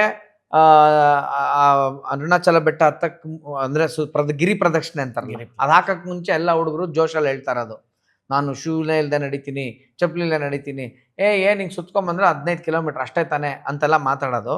ಅದಾದ್ಮೇಲೆ ಅವ್ರು ಸುತ್ಕೊಂಬಂದ್ಮೇಲೆ ಒಬ್ಬೊಬ್ರು ಕಾಲು ನೋವು, ಒಬ್ರು ಕಂಬದ ಹತ್ರ ವರ್ಕೋ, ಒಬ್ರು ಬೋರ್ವೆಲ್ ಹತ್ರ ಮಲ್ಕೋ, ಇನ್ನೊಬ್ರು ಲೈಟ್ ಕಂಬಕ್ಕೆ ವರ್ಕೋ, ಈ ಥರದ್ದು ವಿಡಿಯೋ. ಅಂದರೆ ಅವರ ಮೈಂಡ್ ಸೆಟ್ ಪಾಪ ತಪ್ಪಂತ ನಾನು ಹೇಳ್ತಾ ಇಲ್ಲ. ಆ ವಯೋಧರ್ಮಕ್ಕೆ ಸಹಜವಾಗಿ ಅದಿರುತ್ತೆ, ನಮಗೂ ಆ ಜೋಶ್ ಇತ್ತು, ಇಲ್ಲ ನಾನು ಹೇಳ್ತಾ ಇಲ್ಲ. ಅದಕ್ಕೆ ಒಂದು ಅನುಭವಕ್ಕೆ ಹೇಳ್ತಾ ಇರೋದು. ಇದನ್ನ ತಮಾಷೆ ಅಂತ ಮಾಡಕ್ಕೆ ಹೋಗಿದ್ದು 15 ಕಿಲೋಮೀಟ್ರಿಗೆ ಈ ಪಾಡಾಗುತ್ತೆ ಅಂತಂದರೆ, ಇನ್ನು ನೀವು ದಿನಕ್ಕೆ 40 ಕಿಲೋಮೀಟ್ರ್ ಕವರ್ ಮಾಡಬೇಕಂದ್ರೆ ಇಟ್ಸ್ ವೆರಿ ಡಿಫಿಕಲ್ಟ್. ಅದಕ್ಕೆ ನೀವು ಯಾವುದೇ ಪಾದಯಾತ್ರೆ ಮಾಡಬೇಕಂದ್ರೆ ದಯವಿಟ್ಟು ಯಾವುದಾದ್ರು ಒಂದು ಪಾದಯಾತ್ರೆ ಮಂಡಳಿ ಜೊತೆ ಸುಮಾರು ವರ್ಷ ಹೋಗಿ ಬಂದಿರ್ತಾರಲ್ಲ ಸೀನಿಯರ್ಸ್, ಅವ್ರ ಜೊತೆ ಮಾತಾಡಿ. ನನಗೆ ಒಂದೇ ಪಾದಯಾತ್ರೆಗೆ ನನಗೆ 10 ಪಾದಯಾತ್ರೆ ಮಾಡಿದ ಅನುಭವ ನನಗೂ ಆಗ್ಬಿಟ್ಟಿದೆ. ನನ್ನ ಕೆಲವೊಂದು ಮಾಡ್ರನ್ ಟಿಪ್ಸ್ನು ಸಹ ತಗೊಳ್ಳಿ. ನಾನು ಎಸ್ಪೆಷಲಿ ಏನು ಹೇಳ್ತೀನಿ ಅಂದರೆ, ಸ್ವಲ್ಪ ದಪ್ಪ ಇರೋರು, ತೊಡೆ ದಪ್ಪ ಇರುತ್ತೆ, ನಡೀತಾ ತೊಡೆ ಉಜ್ಜುತ್ತೆ, ಉಜ್ಜಿ ಫ್ರಿಕ್ಷನ್ ಹೆಂಗಾಗುತ್ತೆ ಅಂದರೆ, ನಮ್ಮ ಟೀಮಲ್ಲಿ ಒಬ್ರಿಗೆ ಹಂಗೆ ಆಗ್ಬಿಟ್ಟಿತ್ತು. ಅವ್ರು ನಡಿಬೇಕಂದ್ರೆ ತೊಡೆ ಉಜ್ತಾ ಇದೆ, ನಡೆಯೋಕ್ಕಾಗ್ತಿಲ್ಲ. ಬಟ್ ಅವರು ವಿಲ್ ಪವರ್ ಕಂಪ್ಲೀಟ್ ಮಾಡಬೇಕು ಅಂತ ಕಾಲು ಹಿಂಗೆ ಮಾಡ್ಕೊಂಬಿಟ್ರು, ಹಿಂಗೆ ನಡೆಯೋದು. ಆದರೆ ಎಲ್ಲರೂ ಒಂದು ಸ್ಪೀಡಲ್ಲಿ ಹೋಗ್ತಾ ಇರ್ತಾರೆ, ಇವರೆಲ್ಲ ಹಿಂದೆ ಇರ್ತಾರೆ. ನಾವು ಅರ್ಧ ಗಂಟೆ 1 ಅವರ್ ಅವ್ರಿಗೋಸ್ಕರ ಕಾಯ್ಕೊಂಡು ಕೂತ್ಕೋಬೇಕು. ಬಟ್ ಹ್ಯಾಟ್ಸ್ ಆಫ್, ಅವ್ರು ಹಂಗೂ ಕಂಪ್ಲೀಟ್ ಮಾಡಿದ್ರು. ಇದೆಲ್ಲ ಆಗಬಾರ್ದು ಅಂದರೆ ನಾನೇ ಕಂಡು ಹಿಡ್ಕೊಂಡಿದ್ದೇನು ಅಂತಂದರೆ, ಈ ಸ್ಪೋರ್ಟ್ಸ್ ಶೋರೂಮ್ಗಳಲ್ಲಿ ಸೈಕ್ಲಿಂಗ್ ಜಾಗರ್ಸ್ ಅಂತ ಬರುತ್ತೆ, ಸ್ಕಿನ್ ಟೈಟ್ ಶಾರ್ಟ್ಸ್ ಬರುತ್ತೆ, ನೈಸಾಗಿರುತ್ತೆ ಅದು. ಅದನ್ನು ಹಾಕೊಂಬಿಟ್ರೆ ಸಿಲ್ಕ್ ಥರ ಸಿಕ್ ಅಂತ ಇರುತ್ತೆ, ತೊಡೆ ಉಜ್ಜಲ್ಲ. ಓಕೆನಾ? ಆಮೇಲೆ ಕೆಲವರು ಶೂ ಹಾಕೊಂಡು ಮಾಡೋಣ ಅಂತಲೂ ಮಾಡ್ತಾರೆ. ಶೂ ಫುಲ್ಲು ಕ್ಲೋಸ್ಡ್ ಇಟ್ಬಿಟ್ರೆ ಒಳಗಡೆ ಏರ್ ಪಾಸ್ ಆಗೋದಿಲ್ಲ, ಆವಾಗಲೂ ಸಮಸ್ಯೆ ಆಗುತ್ತೆ. ಅದಕ್ಕೆ ಆದಂಥ ಸಪ್ರೇಟ್ ಗಾಳಿ ಆಡುವಂತಹ ಮತ್ತು ಇದಿರುತ್ತೆ ಚಪ್ಪಲಿ, ಕಟ್ಟೆ ಚಪ್ಪಲಿ ಅಂತೀವಲ್ಲ ನಾವು, ಅದು ಈ ಥರದ್ದೆಲ್ಲ ಮಾಡ್ಕೋಬೇಕು ಸ್ನೇಹಿತರೆ. ಅದಕ್ಕೆ ಯಾವ ಯೂತ್ಸ್ ಇದೆಲ್ಲ ನೋಡ್ತಾ ಇದ್ದೀರಿ, ಏನೋ ಒಂದು you start with some 50 kilometres ದೇವಸ್ಥಾನ, ಒಂದು 50 ಕಿಲೋಮೀಟರ್ ಸಮೀಪದಿರುವಂಥ ಒಂದು ಫಸ್ಟ್ ಶಾರ್ಟ್ ಟ್ರಿಪ್ ಹಾಕ್ಕೊಳ್ಳಿ, ಅದನ್ನು ಮಾಡಿ. ಅದಾದಮೇಲೆ 100 ಕಿಲೋಮೀಟರ್ಸ್ ಮಾಡಿ, ಆಮೇಲೆ 150 ಮಾಡಿ. ಇಲ್ಲ ಇನ್ನೂ ಒಂದು ಬೆಟರ್ ಏನು ಅಂದರೆ, ಯಾವುದೋ ಒಂದು ಟ್ರಿಪ್ಗೆ ಒಂದು 6 ತಿಂಗಳಿಂದ ನೀವು ಡೈಲಿ ಪ್ರಿಪ್ರೇಷನ್ ಅಂದರೆ ಡೈಲಿ ಟ್ರೆಡ್ಮಿಲ್ ಮೇಲೆ ಒಂದು 10 ಕಿಲೋಮೀಟರ್ಸ್ ಮಾಡಿ. ಇಲ್ಲ ಮನೆ ಹತ್ರ ಡೈಲಿ ಬೆಳಗ್ಗೆ 5 ಕಿಲೋಮೀಟರ್, ಸಂಜೆ 5 ಕಿಲೋಮೀಟರ್ ನಡೀರಿ. ಅದಕ್ಕೆ ಪ್ರಿಪೇರ್ ಆದಮೇಲೆ ಪಾದಯಾತ್ರೆ ಮಾಡಿ. ದಯವಿಟ್ಟು ಹಾಗೆ ಮಾಡಕ್ಕೆ ಹೋದ್ರೆ ಭಾಳ ದೊಡ್ಡ ರಿಸ್ಕ್ ನೀವು ಹೋಗ್ತೀರಾ ಅಂತ ನಾನು ಈ ವಿಡಿಯೋ ಮೂಲಕ ರಿಕ್ವೆಸ್ಟ್ ಮಾಡ್ಕೊತಾ ಇದ್ದೀನಿ. ಖಂಡಿತ ಅದು. ನಿಮ್ಮ ಪಾಡ್ಕಾಸ್ಟ್ ನೋಡಿದ್ಮೇಲೆ ಆನಂದ್ ಸಾಯಿ ಅವರೇ ಹಾ, ಅವ್ರಿಗೊಂದು ಲೆಸನ್ ಸಿಗ್ಬೇಕಲ್ಲ, ತುಂಬಾ ಅದಕ್ಕೆ ನಾನು ಹೇಳ್ತಾ ಇದ್ದೀನಿ ತುಂಬಾ ಅಷ್ಟೇ. ಸಂತೋಷ. ಅದು ಹಾ. ತುಂಬಾ ಅವ್ರಿಗೆ ಉಪಯೋಗ ಆಗಂತ ಒಂದು ಉಪಯೋಗ ಆಗುವಂಥದ್ದು. ಆಮೇಲೆ ದಾರಿಲಿ ತುಂಬಾ ಏನೇನೋ ತಿನ್ನೋದು ಅದೆಲ್ಲ ಮಾಡ್ಕೊಂಡ್ಬಿಡಿ. ಎಷ್ಟು ಉಪವಾಸ, ಬಟ್ ಹೈಡ್ರೇಟೆಡ್ ನೀರು, ಎಳ್ನೀರು, ಲಿಕ್ವಿಡ್ ಡಯಟಲ್ಲಿ ನೀವು ಎಷ್ಟಿರ್ತೀರಾ, ಪಾದಯಾತ್ರೆ ಅಷ್ಟು ಸೂಪರಾಗಿ ಆಗುತ್ತೆ. ಹೆವಿಯಾಗಿ ಚೆನ್ನಾಗಿ ತಿಂದರೆ ಭಾರಿ ಕಷ್ಟ ಇದೆ. ಅದು ಕೂಡ ಖಾರ ಐಟಮ್ಗಳು ಇವೆಲ್ಲ ಜಾಸ್ತಿ ತಿನ್ನಬಾರ್ದು. ಅದಕ್ಕೆ ನನಗೆ ಭಗವಾನ್ ಶ್ರೀ ಸತ್ಯಸಾಯಿ ಬಾಬಾ ಅವರು 2000ದಿಂದನೇ ನನ್ನ ಪಾದಯಾತ್ರೆಗೆ 7 ದಿನ ನನಗೆ ಕರ್ಕೊಂಡು 2011 ಮುಗಿಸಿದ ಮೇಲೆ 2015ಕ್ಕೆ ಇಷ್ಟು ದೊಡ್ಡ ಯಾತ್ರೆ ನಿಂದಿದೆ. ಅದಕ್ಕೆ ಈಗಿಂದನೇ ನಾನು ನಿನಗೆ ಒಂದೊಂದು ಸಣ್ಣ ಒಂದು ಅವಕಾಶ ಕೊಡ್ತಾ ಇದ್ದೀನಿ ಅಂತ ನನ್ನ ಪುಟಬರ್ತಿಗೆ ಕರೆಸ್ಕೊಂತಿದ್ರೆ ನೋಡಿ, ನಿಮ್ಗೆಲ್ಲವೂ ಆ ಥರ ಒಂದು ಇವೆಲ್ಲವೂ ಹಾಗೆ ಈಗ ಅವ್ರದ್ದು 100ನೇ ವರ್ಷಕ್ಕೆ ಬಂದಿದ್ದೀರಾ ನೀವು. 2015ರಿಂದ ಅಷ್ಟು ಪುಣ್ಯಕ್ಷೇತ್ರಗಳು ಒಟ್ಟು ನಂದು 13,000 ಕಿಲೋಮೀಟರ್ ಪಾದಯಾತ್ರೆ. 13 ರಾಜ್ಯ, ಕರ್ನಾಟಕ, ಆಂಧ್ರ, ಒರಿಸ್ಸಾ, ಜಾರ್ಖಂಡ್, ಬಿಹಾರ್, UP, ಹರಿಯಾಣ, ಹಿಮಾಚಲ್ ಪ್ರದೇಶ್, ಡೆಲ್ಲಿ, ಜಮ್ಮು, ಇಷ್ಟು ಪಾದಯಾತ್ರೆಯಲ್ಲಿ ಹೋಗಿ ದರ್ಶನ ಮಾಡಿ ಬಂದೆ. ಆಮೇಲೆ ಹೀಗೆ ಇದ್ದಾಗ 2019ರಲ್ಲಿ ಗುರುಗಳನ್ನ ಮತ್ತೆ ಭೇಟಿಯಾದೆ. ಗೌರಿಗದ್ದೆಯಲ್ಲಿಗೆ ಹೋಗಿ ವಿನಯ್ ಗುರುಜಿ ಭೇಟಿಯಾದಾಗ, ನಿನ್ನ ಶಿವರಾತ್ರಿಗೆ 11 ದಿವಸ, ಶಿವರಾತ್ರಿ ಆದಮೇಲೆ 11 ದಿನ ನೀನು ತಿರುವಣ್ಣಾಮಲೆಗೆ ಹೋಗ್ಬೇಕು ಅಂತ ಹೇಳ್ತಾರೆ. ಯಾವ ಇಸ್ವಿಲ್ ನಡೀತಾ ಇರೋದು ಇದು 2019. 2019. ಆಯ್ತು ಅಂದೆ. ಆಯ್ತು ಅಂದು ಶಿವರಾತ್ರಿಗೆ 11 ದಿವಸ ಮುಂಚೆ ಹೋದೆ. ಹೋದ್ರೆ ಕೊರೋನಾ ಅಲ್ಲ, ಕೊರೋನಾ ಇನ್ನು ಬಂದಿರಲಿಲ್ಲ. 19ರಲ್ಲಿಲ್ಲ, 19 ಬಂತದು, ಬಟ್ ಜನವರಿ ಅಷ್ಟೇನಿರ್ಲಿಲ್ಲ. ಓಕೆ. ಆಮೇಲೆ ಅಲ್ಲಿ ಹೋದೆ. 19ರಲ್ಲಿ ನಾನೆಲ್ಲ ಗಿರಿ ಪ್ರದಕ್ಷಿಣೆ ಮಾಡೋದಕ್ಕೆ ಎಲ್ಲೆಲ್ಲ ಉಳ್ಕೊಳ್ಳೋದು, ಅಲ್ಲೇನು ನನಗೆ ತಮಿಳು ಬರಲ್ಲ, ಏನಿಲ್ಲ, ಏನ್ ಮಾಡೋದು ಅಂತ ಆಯ್ತು. ಇದೊಂದು ಹೋದೆ, ಎಲ್ಲೆಲ್ಲೋ ಎಲ್ಲಿ ಅಂತ ಒಂದು ದಿವಸಕ್ಕೆ 5 ರೂಪಾಯಿಗೆ ಇಡ್ಲಿ ಸಿಗೋದು. ಒಂದು ಇಡ್ಲಿಗೆ 5 ರೂಪಾಯಿ. ಈ ಥರ ಒಂದು ದಿವಸಕ್ಕೆ ಒಂದು 20-25 ರೂಪಾಯಿ ಖರ್ಚು ಮಾಡ್ಕೊಂಡು ಹೆಂಗೋ ಒಂದು ಕಾಲ ಕಳೆಯೋದು, ಗಿರಿ ಪ್ರದಕ್ಷಿಣೆ ಮಾಡೋದು. ಏನೋ ಉದ್ದೇಶಕ್ಕೆ ಕಳಿಸಿದ್ದಾರೆ ಅಂತೇಳಿ ಗುರುಗಳನ್ನ ನಮಸ್ಕಾರ ಮಾಡಿಕೊಂಡು ಅಲ್ಲಿದ್ದೆ. ಒಂದು ಕಡೆ ಆಯಾಸಾಗಿ ಮಲಗಿದ್ರೆ ಬೆಳಗ್ಗೆ ನೋಡ್ತೀನಿ ಕೈ ಬರ್ತಿದ್ದ ದುಡ್ಡು ಎಲ್ಲರೂ 10 ರೂಪಾಯಿ 5 ರೂಪಾಯಿ ಎಲ್ಲ ಇಟ್ಟೋಗ್ತಾರೆ ಅಲ್ಲಿ ಗಿರಿ ಪ್ರದಕ್ಷಿಣೆಯಲ್ಲಿ. ಮಕ್ಳ ಕೈಗೆಲ್ಲ ಕೊಟ್ಟು ಇಡಿಸ್ತಾರೆ. ಯಾವ ಸಾಧು ಸಂತರುಗಳು ನೋಡಿದ್ರು ಅವ್ರಿಗೆ ಇಡ್ತಾರೆ. ಹೀಗೆ ಆಗಿದ್ಮೇಲೆ 5 ದಿನ ಹೆಂಗೋ ಕಳ್ದೆ. ಸ್ನಾನ ಇಲ್ಲ, ಏನಿಲ್ಲ, ಅಲ್ಲೆಲ್ಲಿ ಮಾಡ್ಬೇಕು ಏನೂ ಗೊತ್ತಿಲ್ಲ, ಎಲ್ಲೆಲ್ಲಿ ಏನು ಸಿಗುತ್ತೆ. ಕೊನೆಗೆ ಅಲ್ಲಿ ಒಳ್ಳೆಲ್ಲಾರವ್ರದ್ದು ಒಂದು ಆಶ್ರಮ ಸಿಕ್ತು. ಒಳ್ಳೆಲ್ಲಾರವ್ರ ಆಶ್ರಮ ಒಂದು ಸಿಕ್ಕಿ ಇನ್ನೇನು ವಾಪಸ್ಸು ಗಿರಿ ಪ್ರದಕ್ಷಿಣೆಯಿಂದ 4 ಕಿಲೋಮೀಟರ್ ಕುಬೇರಲಿಂಗದ ಹತ್ರ ಸಿಗುತ್ತೆ ಅವ್ರದ್ದು ಆಶ್ರಮ. ಗುಡಿಸ್ಲಿತ್ತು. ಅಲ್ಲಿ ಹೋಗಿ ನಾನು ಕೇಳ್ಕೊಂಡೆ, ನನಗೊಂದು ಉಳಿಯೋಕ್ಕೆ ಅವಕಾಶ ಕೊಡ್ತೀರಾ, ನಾನು ದಿನ ಗಿರಿ ಪ್ರದಕ್ಷಿಣೆ ಮಾಡಬೇಕು, ನಂತರ ನಿಮ್ಮ ಆಶ್ರಮದಲ್ಲಿ ಏನಿದೆ ಸೇವೆ ಮಾಡಿ ಇರ್ತೀನಿ. ಆದರೆ ಆ ಆಶ್ರಮದಲ್ಲೂ ಅವಧೂತರಿದ್ರು ಒಬ್ಬರು. ಯಾಕಂದ್ರೆ ನಾನು ಅವಧೂತರು ಅಂತ ಯಾಕೆ ಉಪಯೋಗಿಸ್ತೀನಿ ಅಂದರೆ, ಅವರು ಆಶ್ರಮ ತುಂಬ ನೋಡೋದಕ್ಕೆ ಒಂದು ಆನಂದ ಸ್ವರೂಪದಲ್ಲಿದ್ದರು. ಅವ್ರಿಗೆ ಯಾವುದು ಬೇಕು ಅದು ಇದು ಅಂತ ಯಾವುದೂ ಇರಲ್ಲ ಮನಸ್ಸಿಗೆ, ಎಲ್ಲನೂ ತೆಗೆದು ಕೊಡೋ ಅಂಥ ಸ್ವಭಾವ. ನಮ್ಮ ಗುರುಗಳನ್ನ ನಾನು ನೋಡಿದ್ದೀನಿ, ಅವ್ರ ಕೈಯಲ್ಲಿ ಯಾವುದೂ ನಿಲ್ಲಲ್ಲ, ಎಲ್ಲವೂ ಕೊಟ್ಟೆ ಖಾಲಿ ಮಾಡ್ತಾರೆ. ಹಾಗೆ ಆ ಅನುಭವ ಅವರಲ್ಲೂ ಆಯಿತು. ಅವ್ರ ಆಶ್ರಮದಲ್ಲಿ ಉಳಿದಾದ್ಮೇಲೆ ಒಂದು 3-4 ದಿವಸ ಅವರಲ್ಲಿ ಒಂದು ಸರ್ವಿಸ್ ಇದೆ. ಬೆಳಗ್ಗೆ 6 ಗಂಟೆಗೆ ಹೋಗೋ ಬರೋರಿಗೆಲ್ಲ ಗಂಜಿ ಕೊಡೋದು, ಫ್ರೀ ಸರ್ವಿಸ್. ಮಧ್ಯಾಹ್ನ ಊಟ, ಫ್ರೀ ಊಟ ಹಾಕೋದು. ಈ ರೀತಿ ಎಲ್ಲ ರೋಡಲ್ಲಿ ನಿಂತು ಕರೆಯೋದು, ನಡ್ಕೊಂಡು ಹೋಗೋರಿಗೆಲ್ಲ ಬನ್ನಿ ಊಟ ಮಾಡಿ ಅಂತ. ಹೀಗೆ ಮಾಡ್ತಿದ್ದೆ. ಬೆಳಗ್ಗೆ 6 ಗಂಟೆಗೆ ಗಂಜಿ ಕೊಡ್ಬೇಕಾದ್ರೆ ಅವ್ರದ್ದು ಲೋಟ ಎಲ್ಲ ಇಸ್ಕೊಂಡು ತೊಳೆದೆಲ್ಲ ಇಡ್ತಿದ್ದೆ. ತೊಳಿಬೇಕಾದ್ರೆ ಒಂದು ಮನ್ಸಿಗೆ ಬಂತು, ಎಲ್ಲಾದರೂ ಒಂದು ಚೂರು ಟೀ ಕುಡ್ದಿದ್ರೆ ಒಂದು ಖುಷಿ ಆಗೋದು. ಅಂದರೆ ನಾನು ನಾರ್ತ್ ಜಾಸ್ತಿ ಸಂಚಾರ ಮಾಡಿದ್ರಿಂದ ನನಗೆ ಟೀ ಅಂದ್ರೆ ಭಾರಿ ಇಷ್ಟ. ಟೀ ಒಂದು ಚೂರು ಸಿಕ್ಕಿದ್ರೆ ಸ್ವಲ್ಪ ನಂಬ್ತಿರ ಯಾಕೆ ಅವ್ರಿಗೆ ಅವಧೂತರು ಪದ ಅಂತ ಉಪಯೋಗಿಸ್ತೆ ಅಂದರೆ, ಸೀದಾ ಅವ್ರು ಬೈಕಲ್ಲಿ ಬಂದೇ ಬಿಟ್ರು. ತುಂಬ ಒಂದು 6 ಫೀಟ್ ಇದ್ದಾರೆ ಅವರು ನೋಡೋಕ್ಕೆ. ಉದ್ದ ಬಿಳಿ ಬಟ್ಟೆ ಎಲ್ಲ ಹಾಕೊಂಡು ಒಂದು ಪೇಟ ಎಲ್ಲ ಕಟ್ಕೊಂಡಿದ್ದಾರೆ. ಬಂದರು, ಸೀದಾ ನಾನು ಲೋಟ ತೊಳಿತಿದ್ದವನು ಬಿಡಿಸ್ಬಿಟ್ಟು ಗಾಡಿಯಲ್ಲಿ ಕೂರಿಸ್ಕೊಂಡು ಕರ್ಕೊಂಡು ಹೋದ್ರು. ಕರ್ಕೊಂಡೋಗಿ ಅಲ್ಲೊಂದು ದೊಡ್ಡ ಹೋಟ್ಲಲ್ಲಿ ಒಂದು ಟೀಗೆ ಮಾತ್ರ ಆರ್ಡ್ರ್ ಮಾಡಿದ್ರು. ನೀವು ಅಂದೆ, ಇಲ್ಲ ನೀವು ಕುಡೀರಿ. ಅಂತೇಳಿ ಟೀ ಆರ್ಡ್ರ್ ಮಾಡಿ ನನಗೆ ಟೀ ಕುಡಿಸಿ ಸಂತೋಷ ಕೈ ಮುಗ್ದು ಬನ್ನಿ ಅಂತ ಮತ್ತೆ ಕರ್ಕೊಂಬಂದು ನಾನು ಅಲ್ಲೇನು ಲೋಟ ತೊಳಿತಿದ್ನೋ ಅಲ್ಲೇ ನಾನು ಕೂರಿಸಿ ಹೊರತು. ವಾವ್. ಈ ಮನಸ್ಸಿನಲ್ಲಿ ಆಗಿದ್ನ ಒಂದು ಬಯಕೆ, ಆಸೆ, ಇವನ್ನ ಒಂದು ಇದು ಒಂದು ಸರ್ ಯಾವ ಬಂದಂತ ಸೈನ್ಸ್ ಇದಕ್ಕೆ ಉತ್ತರ ಕೊಡುತ್ತೆ ಸರ್? ಸಾಧ್ಯವಿಲ್ಲ. ಯಾರು ಇದಕ್ಕೆ ಉತ್ತರ ಕೊಡಕ್ಕೆ? ಸಾಧ್ಯ ಇಲ್ಲ. ನಾನು ಅದಕ್ಕೆ ಹೇಳ್ತೀನಿ ಯಾವಾಗ್ಲೂ ಇಂದ್ರಿಯಾತೀತ, ಅತೀಂದ್ರಿಯ. ಇಂದ್ರಿಯ ಅಂದ್ರೆ 5 ಸೆನ್ಸ್, ಅದನ್ನ ಮೀರಿದ ಶಕ್ತಿ ಇದೆಯಪ್ಪ. ಇದೆ. ಅದನ್ನ ನೋಡ್ದವನ್ಗಷ್ಟೇ ಗೊತ್ತದ. ಅರ್ಥ ಮಾಡ್ಕೊಳ್ಳಿ ಅಂತ ಅದಕ್ಕೆ ಹೇಳ್ತೀನಿ. ಹೀಗೆ ಆಗಿ ಅವರು ಟೀ ಒಂದು ಕೊಡಿಸಿ ಎಲ್ಲ ಮಾಡಿ ಮತ್ತು ಅವ್ರು ಹೋಗ್ಬೇಕಾದ್ರೆ ಅವ್ರು ಕುಡಿಲಿಲ್ಲ, ಆದ್ರೂ ನನಗೆ ಕೊಡ್ಸಿದ್ದು ನೋಡಿ ನಗಾಡ್ಕೊಂಡು ಕೈ ಮುಗ್ದು ಹೋಗ್ತಿದ್ರು ನೋಡಿ. ಆಮೇಲೆ ಅವರು ಗುರುಗಳದೊಂದು ಸಂಪ್ರದಾಯ ಇದೆ, ಅಲ್ಲಿ ವರ್ಷಕ್ಕೊಂದ್ಸರಿ ಜ್ಯೋತಿ ದರ್ಶನ ಆಗುತ್ತೆ. ಅವರು ಗುರುಗಳು ದೇಹ ಬಿಟ್ಟಿದ್ದು ಒಳ್ಳೆಲ್ಲಾರವರು ಜ್ಯೋತಿ ಸ್ವರೂಪದಲ್ಲೇ ಅವ್ರು ಹೋಗಿ ಎಲ್ಲ ಬಾಗ್ಲು ಹಾಕಿದ್ಮೇಲೆ ಅವರು ಮತ್ತೆ ಬಾಗ್ಲು ತೆಗೆದು ನೋಡಿದಾಗ ಬರೀ ದೀಪ ಉರಿತಾ ಇರುತ್ತೆ. ಅದಕ್ಕೆ ಹರಪಲ್ ಜ್ಯೋತಿ ಅಂತೇಳಿ ಅವರು ಸ್ಮರಣೆ ಮಾಡ್ತಾರೆ. ಆ ದೀಪ ದರ್ಶನಕ್ಕೆ ಅವರು ನನ್ನ ಬಂದು ರಿಕ್ವೆಸ್ಟ್ ಮಾಡ್ತಾರೆ, ನೀವು ಬನ್ನಿ, ಅದು ಇಲ್ಲಿಂದ ಒಂದು 100 ಕಿಲೋಮೀಟರ್ ದೂರದಲ್ಲಿ ಅವ್ರ ಕ್ಷೇತ್ರ ಇದೆ, ಅಲ್ಲಿಗೆ ನಾವು ಕರ್ಕೊಬರ್ತೀವಿ, ನೀವು ರಾತ್ರಿ ಮತ್ತೆ ಗಿರಿ ಪ್ರದಕ್ಷಿಣೆ ಮಾಡಿ ಅಂತ. ಆ ಗಿರಿ ಪ್ರದಕ್ಷಿಣೆ ಮಾಡ್ಬೋದು ಅಂತೇಳಿ ಅವರು ಭಾರಿ ಪ್ರೀತಿಯಿಂದ ಕರೀತಾರೆ. ನಾನೇನು ಅವ್ರಿಗೇನು ಏನೂ ಮಾಡಿದ್ದಿಲ್ಲ, ಆಶ್ರಮದಲ್ಲಿ ಸೇವೆ ಮಾಡ್ಕೊಂಡಿದ್ದೆ. ಆದ್ರೆ ಅವರು ಎಷ್ಟು ಪ್ರೀತಿ ಅಂದ್ರೆ ಎಲ್ಲಾರಲ್ಲೂ ಒಂದೇ ತರ ನೋಡೋ ಸ್ವಭಾವ ಆ ಅವಧೂತ ಸ್ಥಿತಿಯಲ್ಲಿ. ಹಾಗಾಗಿ ಗುರುಗಳು ಇವತ್ತವರೆಗೂ ನನಗೂ ವಿನಯ್ ಗುರುಜಿ ಒಂದು ದಿನ ಆನಂದ್ ಅಂತ ಕರೆದೇ ಇಲ್ಲ, ಪೂರ್ಣವಾಗಿ ಆನಂದ್ ಸಾಯಿ ಅಂತ. ಅವ್ರು ಯಾವತ್ತು ಆನಂದ್ ಅಂತ ಕರೀತಾರೋ ಅವತ್ತು ನನ್ ಮುಗೀತು ಅಂತ ಇಲ್ಲ. ನನ್ ಕರೀತಾರ ಅಲ್ಲ, ನಿಮ್ಮನ್ ಕರೀತಾರೆ, ಆದ್ರೂ ನನ್ನ ಇವತ್ತವರೆಗೂ ಒಂದಿನ ಆನಂದ್ ಸಾಯಿ ಅಂತ ಬಿಟ್ರೆ ಒಂದಿನ ಆನಂದ್ ಅಂತ. ಹೌದೌದೌದು, ಆನಂದ್ ಸಾಯಿ. ಯಾವಾಗ್ಲೂ ನನಗೆ ಅವ್ರು ಕರೆದಾಗೆಲ್ಲ ಅಬ್ಸರ್ವ್ ನನ್ ಮನ್ಸಲ್ಲಿ ಅಂತ ಇರತ್ತೆ, ಪೂರ್ತಿ ಹೆಸರು ಕರೀತಾರೆ. ನಿಮ್ಗೆ ಇನ್ನೊಂದ್ ದಿನ ಜ್ಞಾಪಕ ಇದೆ ಆನಂದ್ ಸಾಯಿ ಅವ್ರೆ, ಆ ಸ್ಟಾರ್ಟಿಂಗ್ ಬರ್ತಾ ಗೋಶಾಲೆ ಇದೆಯಲ್ಲ, ಅಲ್ಲಿ ನಾವೆಲ್ಲ ಕೂತಿದ್ವಿ, ನೀವು ಬಂದಿದ್ರಿ, ಗುರುಗಳದ್ದು ಡ್ರಾಯಿಂಗ್ ಯಾರೋ ಬರ್ಕೊಂಡ್ ಬಂದಿದ್ರು, ನೀವು ತಂದಿದ್ರಿ ಅದನ್ನ. ಅದೇನ್ ಜ್ಞಾಪಕ ಯಾರು ಕೊಟ್ಟಿದ್ ಬರ್ದಿದ್ದ? ಹಾಸನಲ್ಲಿ ಒಬ್ರು ಅದ್ ನನಗ್ ಕೊಟ್ಬಿಟ್ರಲ್ಲ, ನೆನ್ಪಿದೆ ನಿಮ್ಗೆ? ನೆನ್ಪಿದೆ, ನೀವೇ ತಂದಿದ್ದ ಅದನ್ನ. ಆಮೇಲೆ ಅದನ್ನ ಬರ್ದವ್ರು ಯಾರೋ 1 ವರ್ಷದಿಂದ ಬರ್ದು ಇಟ್ಕೊಂಡಿರ್ತಾರೆ. ಅವರು ನಮ್ಮ ಹಾಸನ್ ಚಿಕ್ಕಮಂಗ್ಳೂರ್ ಕಾಪಿ ಆತ್ಮಾರಾಮ್ ಅವ್ರನ್ನ ಕೇಳ್ತಾರೆ, ಇದು ವಿನಯ್ ಗುರುಜಿಗೆ ತಲುಪಿಸ್ಬೇಕು, ಅವ್ರು ಎಲ್ಲಿರ್ತಾರೆ. ಯಾರು ಕೇಳಿದ್ದದು? ಅವ್ರ ಅದ್ರಲ್ಲಿ ಹೆಸರಿದೆ, ರವೀಂದ್ರ ಏನೋ ಅಂತ ಇದೆ.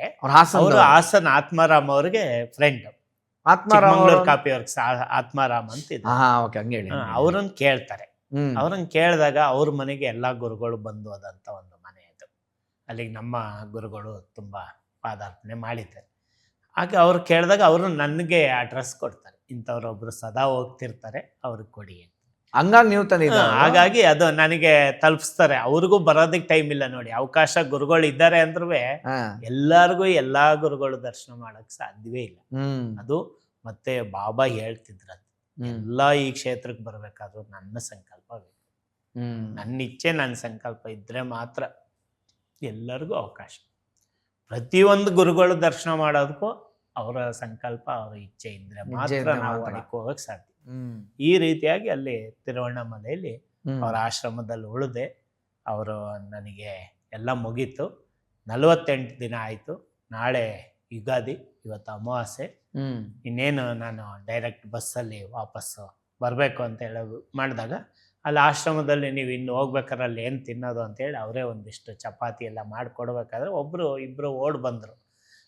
ನಿಮ್ಗೆ ಯಾರೋ ಒಬ್ಬರು ಸಂತರು ನೀವು ದಿನಾಗಿರಿ ಪ್ರದಕ್ಷಿಣೆ ಮಾಡಬೇಕಾದ್ರೆ ನೋಡಿದ್ದಾರೆ, ಅವರು ನಿಮ್ಗೆ ಏನೋ ಒಂದು ಕೊಡ್ತಾರಂತೆ.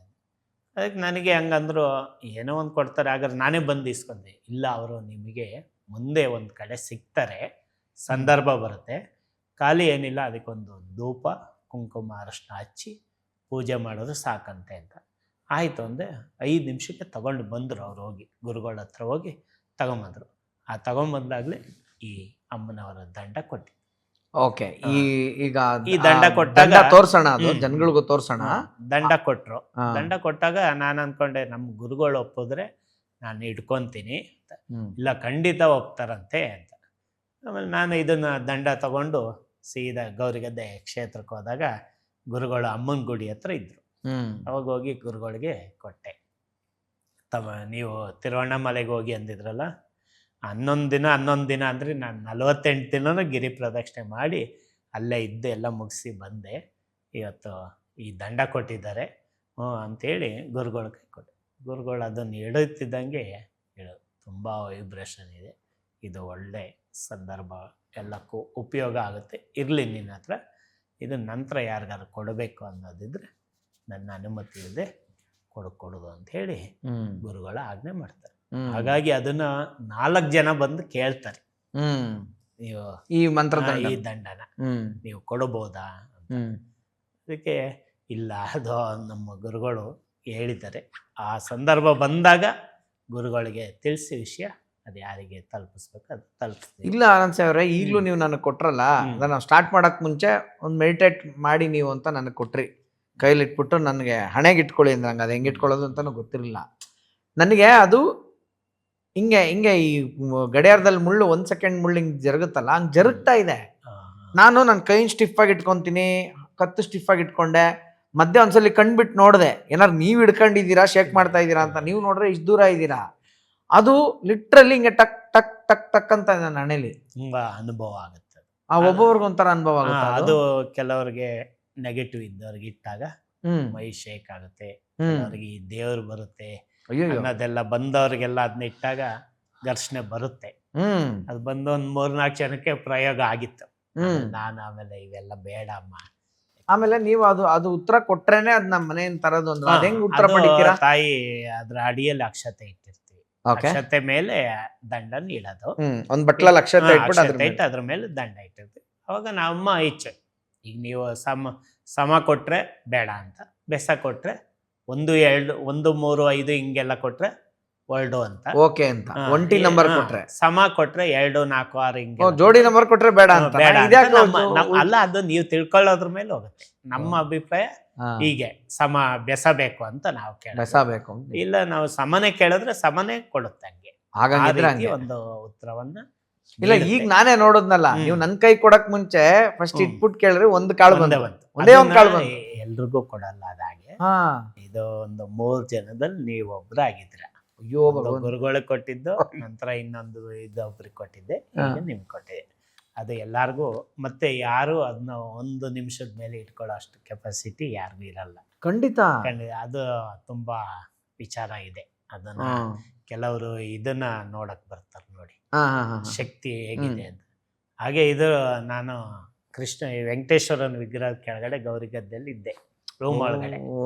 ಅವಾಗ ಇಟ್ಟಾಗ ಅಲ್ಲೊಬ್ರು ಬಂದವ್ರು ಹಿಂಗೆ ಪರೀಕ್ಷೆ ಮಾಡ್ತಾ ಮಾಡ್ತಾ ಮಾಡ್ತಾ ಹೋಗ್ತಾ ಇದೆ. ಇದು ಅಮ್ಮನ ಗುಡಿ ದಾಟ ಹೋಗ್ತಾ ಇದೆ ಇದ್ರ ಪವರ್. ಅಂದ್ರೆ ಇದ್ರ ಪವರ್ ಅಷ್ಟು ಇದೆ, ಪರೀಕ್ಷೆ ಮಾಡಬಾರ್ದ್ರಿ ಯಾವತ್ತೂ. ಅದು ಗ್ರೇಸ್ ಎಷ್ಟಿದೆ ಅಂದ್ರೆ, ಈ ಒಬ್ಬನಲ್ಲೂ ಅರ್ಧ ಇಂಚ್ ಗ್ರೇಸ್ ಇರುತ್ತೆ. ಅದನ್ನ ಎಕ್ಸ್ಟ್ರಾ ಮಾಡ್ತಾ ಮಾಡ್ತಾ ಮಾಡ್ತಾ ಹೋಗ್ಬೋದು. ಈಗ ನೀವು 5 ನಿಮಿಷ ಅಂದ್ರೆ, ನಾನು 1 ನಿಮಿಷಕ್ಕೇನೆ 1.5 ನಿಮಿಷ 2 ನಿಮಿಷ ಹತ್ರ ಬರ್ತಿದ್ದಂಗೆನೆ ಮೂಮೆಂಟ್ ಸ್ಟಾರ್ಟ್ ಆಗೋಯ್ತು ನಂಗಿಲ್ಲಿ. ಅದು ಮೂವ್ ಮಾಡ್ತಾ ಇದೆ ನನ್ನ ಹಣೆ ಮೇಲೆ.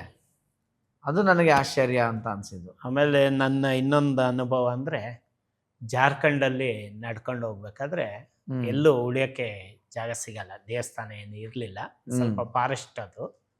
ಆ ಸಂದರ್ಭದಲ್ಲಿ ಒಂದು ಅಂಗಡಿ, ಸಣ್ಣ ಅಂಗಡಿ, ಒಂದು ಇಷ್ಟು ಅಗಲ ಕಟ್ಟೆ ಇರುತ್ತೆ. ಅವ್ರನ್ನ ಕೇಳ್ಕೊಂಡೆ, ಇಲ್ಲಿ ಉಳಿಬೋದಾ ಅಂತ. ನಾನು ಅಂಗಡಿ ಕ್ಲೋಸ್ ಮಾಡೋದು ಒಂದು 8:15 ಆಗುತ್ತೆ, ನೀವು ಅಲ್ಲಿವರೆಗೆ ಅಲ್ಲಿರಿ ಅಂತ ಅಂದರು. ಅದಾದ ನಂತರ ನಾನು ಅವರು ಕ್ಲೋಸ್ ಆದಮೇಲೆ ಅವರು ನನ್ನ ಮಲಿಕಳ ಅಂತ ಒಂದು ಜಾಗದಲ್ಲಿ 2 ಪ್ಯಾಕೆಟ್ ಬಿಸ್ಕೆಟ್ ಇಟ್ಟು ಹೋಗೋದು. ಅಲ್ಲಿ ಇನ್ನೇನು ಊಟದ ವ್ಯವಸ್ಥೆ ಇರಲ್ಲ, ನೀವು 2 ಬಿಸ್ಕೆಟ್ ತೊಗೊಳ್ಳಿ ಇಟ್ಬಿಟ್ಟು ಒಂದು ನೀರಿನ ಬಾಟ್ಲಿ ಇಟ್ಟು ಅವರು ಬೀಗ ಹಾಕೊಂಡು ಹೋಗೋರು. ನಾನು ಅದೆಲ್ಲ ಹಾಕಿದ್ಮೇಲೆ ಬಂದೆ. ಇದು ಅಲ್ಲಿ ಹಿಂಗೆ ಹೊರಡಾಡೋ ಅಂಥದ್ದೇನು ಅವಕಾಶ ಇಲ್ಲ, ಸಣ್ಣ ಜಗ್ತಿ ಅದು. ಸ್ಟ್ರೈಟ್ ಮಲಗಿದ್ದಾಗ ನೀವು ನಂಬ್ತಿರೋ ಉಳ್ತಿರೋ, ಕೈ ಆಡ್ತಿಲ್ಲ, ಕಾಲು ಆಡ್ತಿಲ್ಲ, ಫುಲ್ಲು ಎಲ್ಲವೂ ಎಚ್ಚರಿಕೆ ಇದೆ, ಕಣ್ಣು ಬಿಡೋಕ್ಕಾಗ್ತಿಲ್ಲ, ಎಲ್ಲ ಎಚ್ಚರಿಕೆ ಇದೆ. ಆದರೆ ಆ ಸಂದರ್ಭದಲ್ಲಿ ಸ್ವಲ್ಪ ಸಮಯ ಆತ್ಮ ಸಂಚಾರ ಆಗುತ್ತೆ. ಈ ಎಲ್ಲವೂ ಗೊತ್ತಾಗ್ತಾ ಇದೆ, ಆಕ್ಷನ್ ಮಾಡಂಗಿಲ್ಲ, ಯಾರನ್ನೂ ಕೂಗಂಗಿಲ್ಲ, ಕೈ ಕಾಲು ಶೇಕ್ ಮಾಡಂಗಿಲ್ಲ, ಎಲ್ಲವೂ ಇಲ್ಲ. ಆದರೆ ಒಂಥರ ಸವಸ್ಥಿತಿಯಲ್ಲಿ ಇದ್ದೆ. ಸ್ವಲ್ಪ ಸಮಯ ನಂತರ ಮತ್ತೆ ಅದು ಬರೋದು ಗೊತ್ತಾಗ್ತಾ ಇದೆ, ಬಂದು ಸೀದಾ ಒಳಗೆ ಸೇರಿದ್ಮೇಲೆ ಮತ್ತೆ ಇದ್ದೆ. ಇದನ್ನು ಕೆಲವು ಗುರುಗಳ ಹತ್ರ ವಿಚಾರ ಹಂಚ್ಕೊಂಡಾಗ ಅದು ನಿನ್ನ ಪೂರ್ವ ಜನ್ಮದ ಜಾಗನ ಸಂಚಾರ, ನಿನ್ನ ಆತ್ಮ ಸಂಚಾರ ಆಗಿದೆ ಅಲ್ಲಿ ಅಂತೇಳಿ ತುಂಬ ಕನಸಿನಲ್ಲಿ ಅನೇಕ ಗುರುಗಳ ದರ್ಶನ, ಸಾಧು ಸಂತರುಗಳ ದರ್ಶನ ಇವೆಲ್ಲ ಬರ್ತಿರತ್ತೆ. ಅದಕ್ಕೆ ಹೇಳ್ತಿದ್ರು, ನಿಮ್ಗೇನೆಲ್ಲ ಇಷ್ಟೊಂದು ಗುರುಗಳು ಎಲ್ಲ ದರ್ಶನಗಳು ಜಾಸ್ತಿ ಆಗುತ್ತೆ ಏನಂತ. ಹಂಗೆ ನಾನು ಅದಕ್ಕೆ ಹೇಳಿದೆ, ಡಾಕ್ಟ್ರು ಓದೋರ್ಗೆ ಒಳ್ಳೊಳ್ಳೆ ಡಾಕ್ಟ್ರುಗಳೇ ಸಿಗ್ತಾರೆ ಪರಿಚಯ. ಈ ವಿಚಾರದಲ್ಲಿ ನಾವು ಹೋದಾಗ ನಮಗೆ ಈ ವಿಚಾರದವರೇ ಜಾಸ್ತಿ ಸಿಗ್ತಾರೆ. ಹಾಗಾಗಿ ಇದರಲ್ಲಿ ಯಾವುದು ವಿಷಯ ಏನಲ್ಲ, ಎಲ್ಲರೂ ಅದಾದ ಸಂದರ್ಭಕ್ಕೆ ಹೋದಾಗ ಅವ್ರವ್ರಿಗೆ ಆಯಾ ರೀತಿ ಸಿಗ್ತಾರೆ ಅಂತೇಳಿ ಇಷ್ಟೆಲ್ಲ ವಿಚಾರಗಳು ಇದೆ. ಓಕೆ ಆನಂದ್ ಸಾಯಿ ಅವರೇ, ಇನ್ನು ನಿಮ್ಮ ಅನುಭವಗಳಲ್ಲಿ ಜನತೆ ನೋಡ್ತಾ ಇದ್ದಾರೆ, ಯೂತ್ಸ್ ನೋಡ್ತಾ ಇರ್ತಾರೆ, ಅವ್ರಿಗೆಲ್ಲ ಏನೋ ಒಂದು ಕಿವಿ ಮಾತು ಹೇಳ್ಬೇಕಂದ್ರೆ ನೀವು ಈ ಭಕ್ತಿ ಮಾರ್ಗದಲ್ಲಿ ಏನು ಹೇಳಕ್ಕೆ ಇಷ್ಟಪಡ್ತೀರಾ ಅವ್ರಿಗೆ? ಗುರು ಮಾರ್ಗದಲ್ಲಿ ಒಬ್ಬ ಶಿಷ್ಯನಾಗಿ ಹೋಗ್ಬೇಕಂದ್ರೆ ಒಂದು ಏನು ಹೇಳಕ್ಕೆ ಇಷ್ಟಪಡ್ತೀರಾ ನೀವು ಬೇಸಿಕಲಿ? ಏನಂದರೆ ಅದೇ ದೊಡ್ಡವ್ರ ಮಾತನ್ನ ಪಾಲನೆ ಮಾಡಬೇಕು. ಗುರುಗಳು ಹೇಳಿದ್ದು ಸಂಪೂರ್ಣವಾಗಿ ಪಾಲನೆ ಮಾಡಿ ನಡಿಬೇಕು. ಮತ್ತೆ ಬಾಬಾ ಅವ್ರು ಹೇಳ್ದಂಗೆ ಯಾರಿಗೂ ಮನಸ್ಸಿಗೆ ನೋವಾಗ ನಡ್ಕೊಬಾರ್ದು, ಎಲ್ಲಾರನ್ನೂ ಪ್ರೀತಿಸ್ಬೇಕು. ಭಗವಂತ ಕರ್ಮ ಅನುಸಾರ ಅನುಭವಿಸ್ಲೇಬೇಕು. ಏನೇ ಕರ್ಮ ಇದ್ರು ಅದನ್ನ ನಾವು ಇಲ್ಲಿ ಅನುಭವಿಸೇ ತೀರ್ಬೇಕು. ಹಾಗಾಗಿ ಭಗವಂತನ ಆಶೀರ್ವಾದ, ಎಲ್ಲಾ ಗುರುಗಳ ಆಶೀರ್ವಾದವು ಸದಾ ನಮ್ಮ ಮೇಲೆ ಇರಬೇಕು ಅಂದಾಗ ನಾವು ಅವರ ಎಲ್ಲಾ ಒಂದು ಸತ್ಸಂಗದ ಕಾರ್ಯಕ್ರಮಗಳಿಗೆ, ಗುರುಗಳ ಸೇವೆಗೆ, ಗುರುಗಳ ಒಂದು ಕಾರ್ಯಕ್ರಮಕ್ಕೆ ಹೋಗ್ಬೇಕು. ನಮಗೆ ಯಾರು ಇಷ್ಟವಾಗ್ತಾರೆ ಆ ಗುರು ಅಲ್ಲಿ ಶ್ರದ್ಧಾ ಭಕ್ತಿಯಿಂದ ನಡೆದು ಒಂದೊಳ್ಳೆ ಸೇವೆ ಮಾಡಿ ಈ ರೀತಿಯಾಗಿ ಎಲ್ಲ ನಡೀತಾ ಬರಬೇಕು ಅಂಥೇಳಿ ಆಸೆ ಆಯ್ತೆ.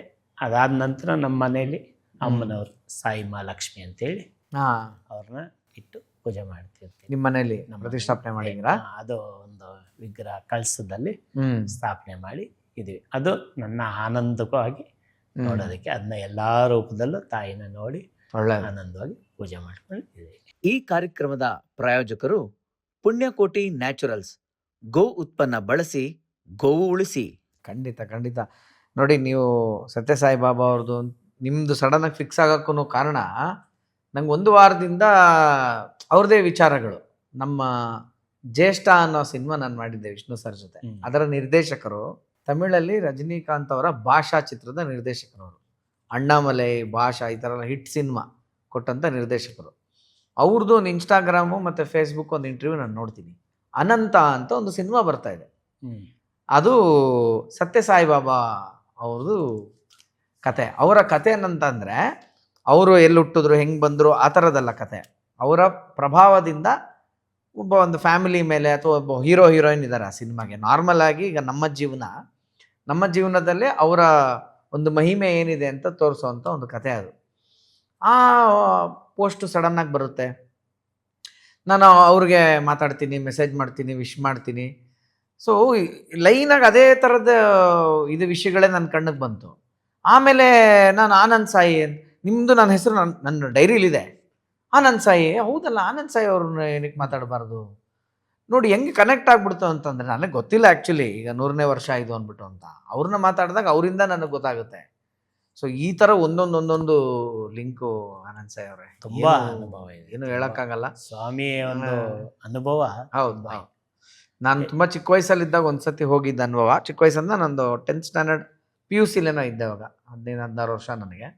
ಅದು ಬಿಟ್ಟರೆ ರೀಸೆಂಟ್ಲಿ ನನಗೆ ವಿನಯ್ ಗುರುಜಿನೇ ಕಳಿಸ್ಕೊಟ್ಟಿದ್ದು. ಪುಟ್ಟಭರ್ತಿಗೆ ಹೋಗ್ಬೇಕು ನೀನು ಅಂದ್ಬಿಟ್ಟು ಅಂತ. ನೋಡಿ ಅದು ಹೆಂಗೆ ಯಾರು ಹೇಳಿದ್ರೆ ಆಗಬೇಕು ಅಂತ ಇರುತ್ತೆ ಅನ್ನೋದಕ್ಕೆ. 1-2 ಕಾರ್ ನಾವೆಲ್ಲ ಅವತ್ತು ಬೆಳಗ್ಗೆ ಹೋಗಿ ರಾತ್ರಿ ಬಂದ್ಬಿಟ್ರಿ. ಸೊ ಆ ಥರದ್ದು ಒಂದು ಅನುಭವಗಳಾಯಿತು. ತುಂಬ ಜನಕ್ಕೆ ಈಗಲೂ ಅಲ್ಲಿ ಅನುಭವಗಳೆಲ್ಲ ಆಗ್ತದೆ. ಖಂಡಿತ ಸ್ವಾಮಿ ವಿಭೂತಿ ಬರೋದಾಗ್ಲಿ ಇದಾಗಲಿ ಎಲ್ಲವೂ ಅನುಭವ. ಆಮೇಲೆ ಮೊನ್ನೆ ದೀಪಾವಳಿ ಇದಾದಾಗ ಅಷ್ಟೇ ಶ್ರೀರಂಗಪಟ್ಟಣದಲ್ಲಿ ಒಂದು ಸತ್ಯಸಾಯಿ ಆಶ್ರಮ ಇದೆ. ಅಲ್ಲಿ ಹೋಗಿ ಮಕ್ಕಳಿಗೆಲ್ಲ ನೀನು ಸ್ವೀಟ್ ಹಂಚ್ಬಿಟ್ಟು ಪಟಾಕಿ ಎಲ್ಲ ಕೊಟ್ಟು ಬಾ ಅಂತ ನನ್ನ ಕೈಲೇ ಕೊಟ್ಟು ಕಳಿಸಿದ್ರು. ಅದು ಏನು ನಾವು ಅಪಾಯಿಂಟ್ ಆಗ್ತೀವಿ ನೋಡಿ. ಸ್ವಾಮಿ ಫೋಟೋ ಮುದ್ದೇನಹಳ್ಳಿ ಅವರು ಗೌರಿಗದ್ದೆಗೆ ಬರ್ತಾರೆ. ಹೌದು, ಗೌರಿಗದ್ದೆಗೆ ಬಂದಾಗ ಅಲ್ಲೇ ಒಂದು ಸ್ವಾಮಿ ಫೋಟೋ ಇದೆ. ಸಾಯಿಬಾಬಾ ಫೋಟೋ ಇದೆ. ಫೋಟೋ ಇಟ್ಟು ಅವತ್ತು ಪೂಜೆ ಮಾಡಿದಾಗ ಗುರುಗಳು ತಗೋ ಇದು ನಿನಗೆ ಕೊಡ್ತೀನಿ, ಇಟ್ಕೊಂಡು ಪೂಜೆ ಮಾಡಿ. ಅದು ನಮ್ಮ ಮನೆಗೆ ಬರ್ಬೇಕಾದ್ರೆ ಒಂದು ಮಾತು ಹೇಳ್ತಾರೆ, 1.5 ವರ್ಷಕ್ಕೆ ನಿಮ್ಮ ಮನೆಗೆ ಬೆಳ್ಳಿ ಪಾದಿಕೆ ಬರುತ್ತೆ. ಅದಾಗ ಕರೆಕ್ಟ್ 1.5 ವರ್ಷಕ್ಕೆ ಪಾದಕ್ಕೆ ಬೆಳ್ಳಿದ್ ಬರುತ್ತೆ. ಹೌದಾ? ನಿಮ್ಮ ಮನೆಗೆ ಬರ್ಬೇಕಂಗಾರೆ. ಹಂಗೆ ನಾನು- ಗುರುಗಳು ಈ ಯಾವುದು ಅಂದ್ರೆ ಆಮೇಲೆ ಗುರುಗಳದ್ದು ಚರಣ ಪಾದಕೆನ ಹ್ಮ್ ಮನ್ಸಿಗೆ ಹ್ಮ್ ಆಯ್ತು. ಹ್ಮ್ ಆಮೇಲೆ ಗುರುಗಳು ಈ ಸರಿ ಏನಾದ್ರು ಮನೆಗೆ ಬಂದ್ರೆ ಅವ್ರ ಪಾದಕೆನ ಒಳಗಿಟ್ಟು ಹ್ಮ್ ಒಂದ್ಸರಿ ಆಮೇಲೆ ಅವ್ರಿಗೆ ಹಾಕಿ ಕಳಿಸ್ಬೇಕು ಅಂತ ಒಂದು ಮನ್ಸಿಗೆ ಬಂತು. ಆ ಗುರುಗಳು ಬಂದು ಗಡಿಬಿಡಿ ಎಲ್ಲ ಅದೇನೂ ಆಗಲಿಲ್ಲ. ಅದಾಗ ಒಂದೇ ವಾರಕ್ಕೆ ಅವ್ರ ಚರಣಪಾದಕ್ಕೆ 2.5 ವರ್ಷದ ನಮ್ಮ ಸ್ನೇಹಿತರು ಕೊಟ್ಟಿದ್ದು ಅದು ನಮ್ಮ ಮನೆಗೆ ಬರುತ್ತೆ. ನೋಡು. ನಮ್ಮ ಕ್ಷೇತ್ರಕ್ಕೆ ಬಂದು ಹ್ಮ್ ಅಲ್ಲಿ ಇದೆ. Sorry. ಹೀಗೆ ತುಂಬ ಇದೆ. ಹೌದು. ಅದು ಎಷ್ಟು ಎಷ್ಟ್ ಹೇಳಿದ್ರು ಮುಗಿಯಲ್ಲ. ಖಂಡಿತ ಖಂಡಿತ. ಆಮೇಲೆ ಇನ್ನೊಂದು ವಿಚಾರ ಬಂತು. ಗುರುಗಳ ಹತ್ರ ಹ್ಮ್. ಶಿರ್ಡಿಗೆ ನಡ್ಕೊಂಡು ಹೋಗೋಣ ಅಂತ ಮಧ್ಯದಲ್ಲಿ ಒಂದು ಮನ್ಸು ಬಂತು. ಹ್ಮ್ ನಿಂದು ಇನ್ನೂ ಬಿಡಲ್ಲ ಅಲ್ಲ ಅಂತೇಳಿ ಗುರುಗಳು ಹ್ಮ್ ಆಯ್ತು ಹೋಗ್ಬಾ ಅಂತೇಳಿ ಚಾಕ್ಲೇಟ್ ಕೊಟ್ರು. ಹ್ಮ್ ಚಾಕ್ಲೇಟ್ ಕೊಟ್ಟಾಗ ನಮಗೆ ಅರ್ಥ ಆಗಲಿಲ್ಲ ಇದು ಚಾಕ್ಲೇಟೇ ಅಂತ. ಹ್ಮ್ ಹೋದಾಗ ಅರ್ಧಕ್ಕೆ ಹೋಗೋಷ್ಟರಲ್ಲಿ ಚಪ್ಪಲಿ ಇದ್ದು ಎಲ್ಲ ಇದ್ದು ಕಾಲು ಮತ್ತೆ ಸೆಪ್ಟಿಕ್ ಆಯ್ತು. ಹ್ಮ್ ಸೆಪ್ಟಿಕ್ ಆಗಿ ಶಿರ್ಡಿ ಹತ್ರ ಹೋಗಕ್ಕೆ ಆಗಲಿಲ್ಲ. ಹ್ಮ್ ವಾಪಸ್ ಬಂದಾಗ ನಾವು ಹಿಂಗ ಮಾಡಿ ಆಮೇಲೆ ಅಲ್ಲಿ ಹೋಗಿ ದರ್ಶನ ಎಲ್ಲ ಮಾಡಿ ಬಂದ ಗುರುಗಳನ್ನ ಕೇಳಿದ್ರೆ, ಗುರುಗಳೇ ನಿಮಗಿದು ಆಗೋದೆಲ್ಲ ಗೊತ್ತಿರಲಿಲ್ಲ ಅವತ್ತು. ಹೌದು, ನೀನು ಮನೇಲಿದ್ದು ಬಿದ್ದಿದ್ರೆ ಕೊಬ್ಬು ಜಾಸ್ತಿಯಾಗಿ ಬಿದ್ದ ಅಂತ ಹೇಳಿ ಯಾರು ನಿನ್ನ ನೋಡೋರು. ಹ್ಮ್ ಈ ಪುಣ್ಯಕ್ಷೇತ್ರಕ್ಕೆ ಹೋಗಿದ್ದರಿಂದ ಅಲ್ಲಿ ಏನೇ ಆಗಿದ್ದರಿಂದ ಎಲ್ಲರೂ ಒಂದು ಅನುಕಂಪದಿಂದ ನೋಡ್ತಾರೆ. ಭಗವಂತ ಈ ಕಡೆ ನಿನ್ನ ಕರ್ಮನೂ ಕಳಿಸ್ತಾ, ಈ ಕಡೆಯಿಂದ ಸಹಾಯನೂ ಮಾಡ್ದ. ನೀನೇನು ಅನುಭವಿಸ್ದೆ ಅಷ್ಟೇ, ಕರ್ಮ ಕಡೆಯಕ್ಕೆ ಒಂದು ನೋವೊಂದು ಅನುಭವಿಸ್ದೆ ಅಷ್ಟೇ ಬಿಟ್ರೆ ನಿನ್ನಿಂದ ಏನು ₹1 ಖರ್ಚಾಗಿಲ್ಲ. ಭಗವಂತ ಕರ್ಮ ಯಾವ ರೂಪದಲ್ಲಿ ಕಳಿಸ್ತಾನೆ. ಮಾತ್ರ ಎಲ್ಲ ಈ ಮಾನವ ಜನ್ಮ ಎತ್ತೆ ಕರ್ಮ ಕಳಿಬೇಕು. ಓಕೆ ಆನಂದ್ ಸಾಯಿ ಅವರೇ, ಭಾಳ ಖುಷಿ ಆಯಿತು ನಿಮ್ಮ ಜೊತೆ ಮಾತಾಡಿ. ತುಂಬ ಮನಸ್ಸಿಗೆ ಒಂಥರ ಹಿತ ಅನ್ನಿಸ್ತು. ನಿಮ್ಮ ಅಷ್ಟು ದೊಡ್ಡ ಅನುಭವಗಳನ್ನೆಲ್ಲ ಕೇಳಿದಾಗ ನಿಜಕ್ಕೂ ಇವತ್ತು ನನಗಾಗಲಿ ಮತ್ತು ಮುಂದೆ ಯಾರು ಪಾದಯಾತ್ರೆ ಮಾಡಬೇಕು ಅಂತಿರೋ ಯಂಗ್ಸ್ಟರ್ಸ್ಗಳಿಗಾಗಲಿ ಒಂದು ತುಂಬ ಒಳ್ಳೆ ವಿಷಯಗಳು ಸಿಕ್ಕಿದೆ ಇವತ್ತು ಅಂತ ನಾನು ಭಾವಿಸ್ತೀನಿ. ಮತ್ತೆ ನಾವು ಸಿಗೋವಂಥ ಸಂದರ್ಭ ಆಗಲಿ, ಭೇಟಿ ಆಗ್ತಾ ಇರ್ತೀವಿ. ನಾನು ಆಗಲೂ ಹೇಳಿದೆ ನಿಮ್ಮ ಮನೆಗೆ ಬರ್ಬೇಕು, ನಾನು ಖಂಡಿತ ಬರ್ತೀನಿ. ಬನ್ನಿ. ನಿಮ್ಮ ಮನೇಲಿರುವಂಥ ಸಾಯಿ ಲಕ್ಷ್ಮಿ ಅಮ್ಮನವರ ಸಾಯಿ ಮಹಾಲಕ್ಷ್ಮಿ ಅವರ ದರ್ಶನ ನಮಗೂ ಆಗಲಿ. ಒಂದು ನೀವತ್ತು ಈ ಒಂದು ಗುರುಗಳು ಯಾರ್ಯಾರೋ ತಪಾಸ್ ಮಾಡಿ ಪೂಜೆ ಮಾಡಿದ್ದು ಅಂತ ಹೇಳ್ತೀರಿ, ಅದನ್ನ ಆ ಮಂತ್ರದಂಡ ನಿಮಗೆ ಕೊಟ್ಟಿದ್ರು. ಅದನ್ನ ನಮ್ಮ ಟೀಮ್ ಅವ್ರಿಗೆ ಎಲ್ಲರಿಗೂ ನೀವು ಕೊಟ್ಟು ಇವತ್ತು ಆಶೀರ್ವಾದ ಮಾಡಿದ್ರಿ. ನಮಗೆ ಭಾಳ ಖುಷಿ ಆಯಿತು. ಇದು ನಮ್ಮ ಕಡೆಯಿಂದ ಒಂದು ಪುಟ್ಟ ಗಿಫ್ಟ್ ಹ್ಯಾಂಪರು. ಇದು ಪುಣ್ಯಕೋಟಿ ನ್ಯಾಚುರಲ್ಸ್ ಅಂತ. ಇವರು ಗೋವು ಉತ್ಪನ್ನ, ಗೋವಿನಲ್ಲೇ ಎಲ್ಲ ಹಸುವಿನಲ್ಲೇ ಮಾಡ್ತಕ್ಕಂಥದ್ದು. ಅದಕ್ಕೆ ಅವರೊಂದು ಗೋ ಉತ್ಪನ್ನ ಬಳಸಿ ಗೋವನ್ನು ಉಳಿಸಿ ಅನ್ನೋ ಒಂದು ಮೆಸೇಜ್ ಒಂದಿಗೆ ಇದು ಮಾಡಿದ್ದಾರೆ. ಇದು ನಿಮ್ಮ ಪೂಜೆಗೆಲ್ಲ ಭಾಳ ಅನುಕೂಲ ಆಗುತ್ತೆ. ಸೊ ಇವರೆಲ್ಲ ಗೋ ಉತ್ಪನ್ನಗಳಲ್ಲಿ ಪೂಜಾ ಸಾಮಗ್ರಿಗಳು, ವಾಲ್ ಪ್ಲೇಟ್ಸು, ಗಡಿಯಾರ, ಇನ್ನೊಂದಷ್ಟು ಎಲ್ಲ ಐಟಮ್ಸ್ ನಾನು ಡಿಸ್ಪ್ಲೇ ಹಾಕ್ತೀನಿ. ನೋಡೋಕೆ ಆಶ್ಚರ್ಯ ಏನಂದರೆ ಎಲ್ಲ ಪ್ಯೂರ್ ಬೆರಣಿಯಲ್ಲಿ ಮಾಡ್ತಾರೆ ಸರ್. ಸೊ ಕಡೆಯದಾಗಿ ನಮ್ಮ ವೀಕ್ಷಕರಿಗೆ ನೀವೇನೋ ಹೇಳೋದಿದ್ರೆ ಹೇಳಿ, ಒಂದು ಥ್ಯಾಂಕ್ಸ್ ಹೇಳ್ಬೋದು. ಏನಿಲ್ಲ, ಎಲ್ಲರಿಗೂ ತುಂಬ ಧನ್ಯವಾದಗಳು. ಏನೇ ನಾನು ಮಾತಾಡಿರೋದ್ರಲ್ಲಿ ಒಂದು ಸ್ವಲ್ಪ ತಪ್ಪು ಏನಾದರೂ ಕಂಡಲ್ಲಿ ನಿಮ್ಮ ಮಡ್ಲಿಗೆ ಹಾಕಿ ಪಾಪ ಥರದ್ದೆಲ್ಲ ಏನಿಲ್ಲ ಅರಿಸ್ಬೇಕು ಅಂತೇಳಿ ನಾನು ಪ್ರಾರ್ಥನೆ ಮಾಡ್ತೀನಿ.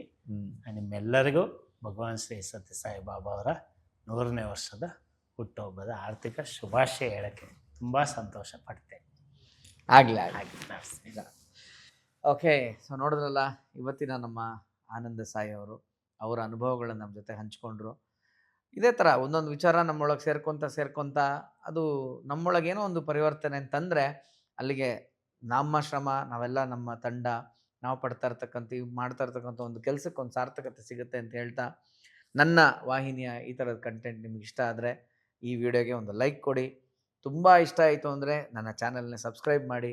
ಈ ಮಾಹಿತಿ ನಿಮ್ಮ ಇನ್ನೊಬ್ಬ ಫ್ರೆಂಡ್ಗೆ ಇದು ಹೆಲ್ಪ್ ಆಗುತ್ತೆ ನಿಮ್ಗನ್ಸ್ತು ಅಂದರೆ ಅಂಥವ್ರಿಗೆ ಶೇರ್ ಮಾಡಿ ಅಂತ ಹೇಳ್ತಾ, ಮತ್ತೆ ಮುಂದಿನ ಸಂಚಿಕೆ ಜೊತೆಗೆ ವಿಶೇಷವಾದ ಅತಿಥಿಯೊಂದಿಗೆ ಭೇಟಿ ಆಗ್ತೀನಿ ಅಂತ ಹೇಳ್ತಾ, ಶ್ರೀಕೃಷ್ಣಾರ್ಪಣಮಸ್ತು.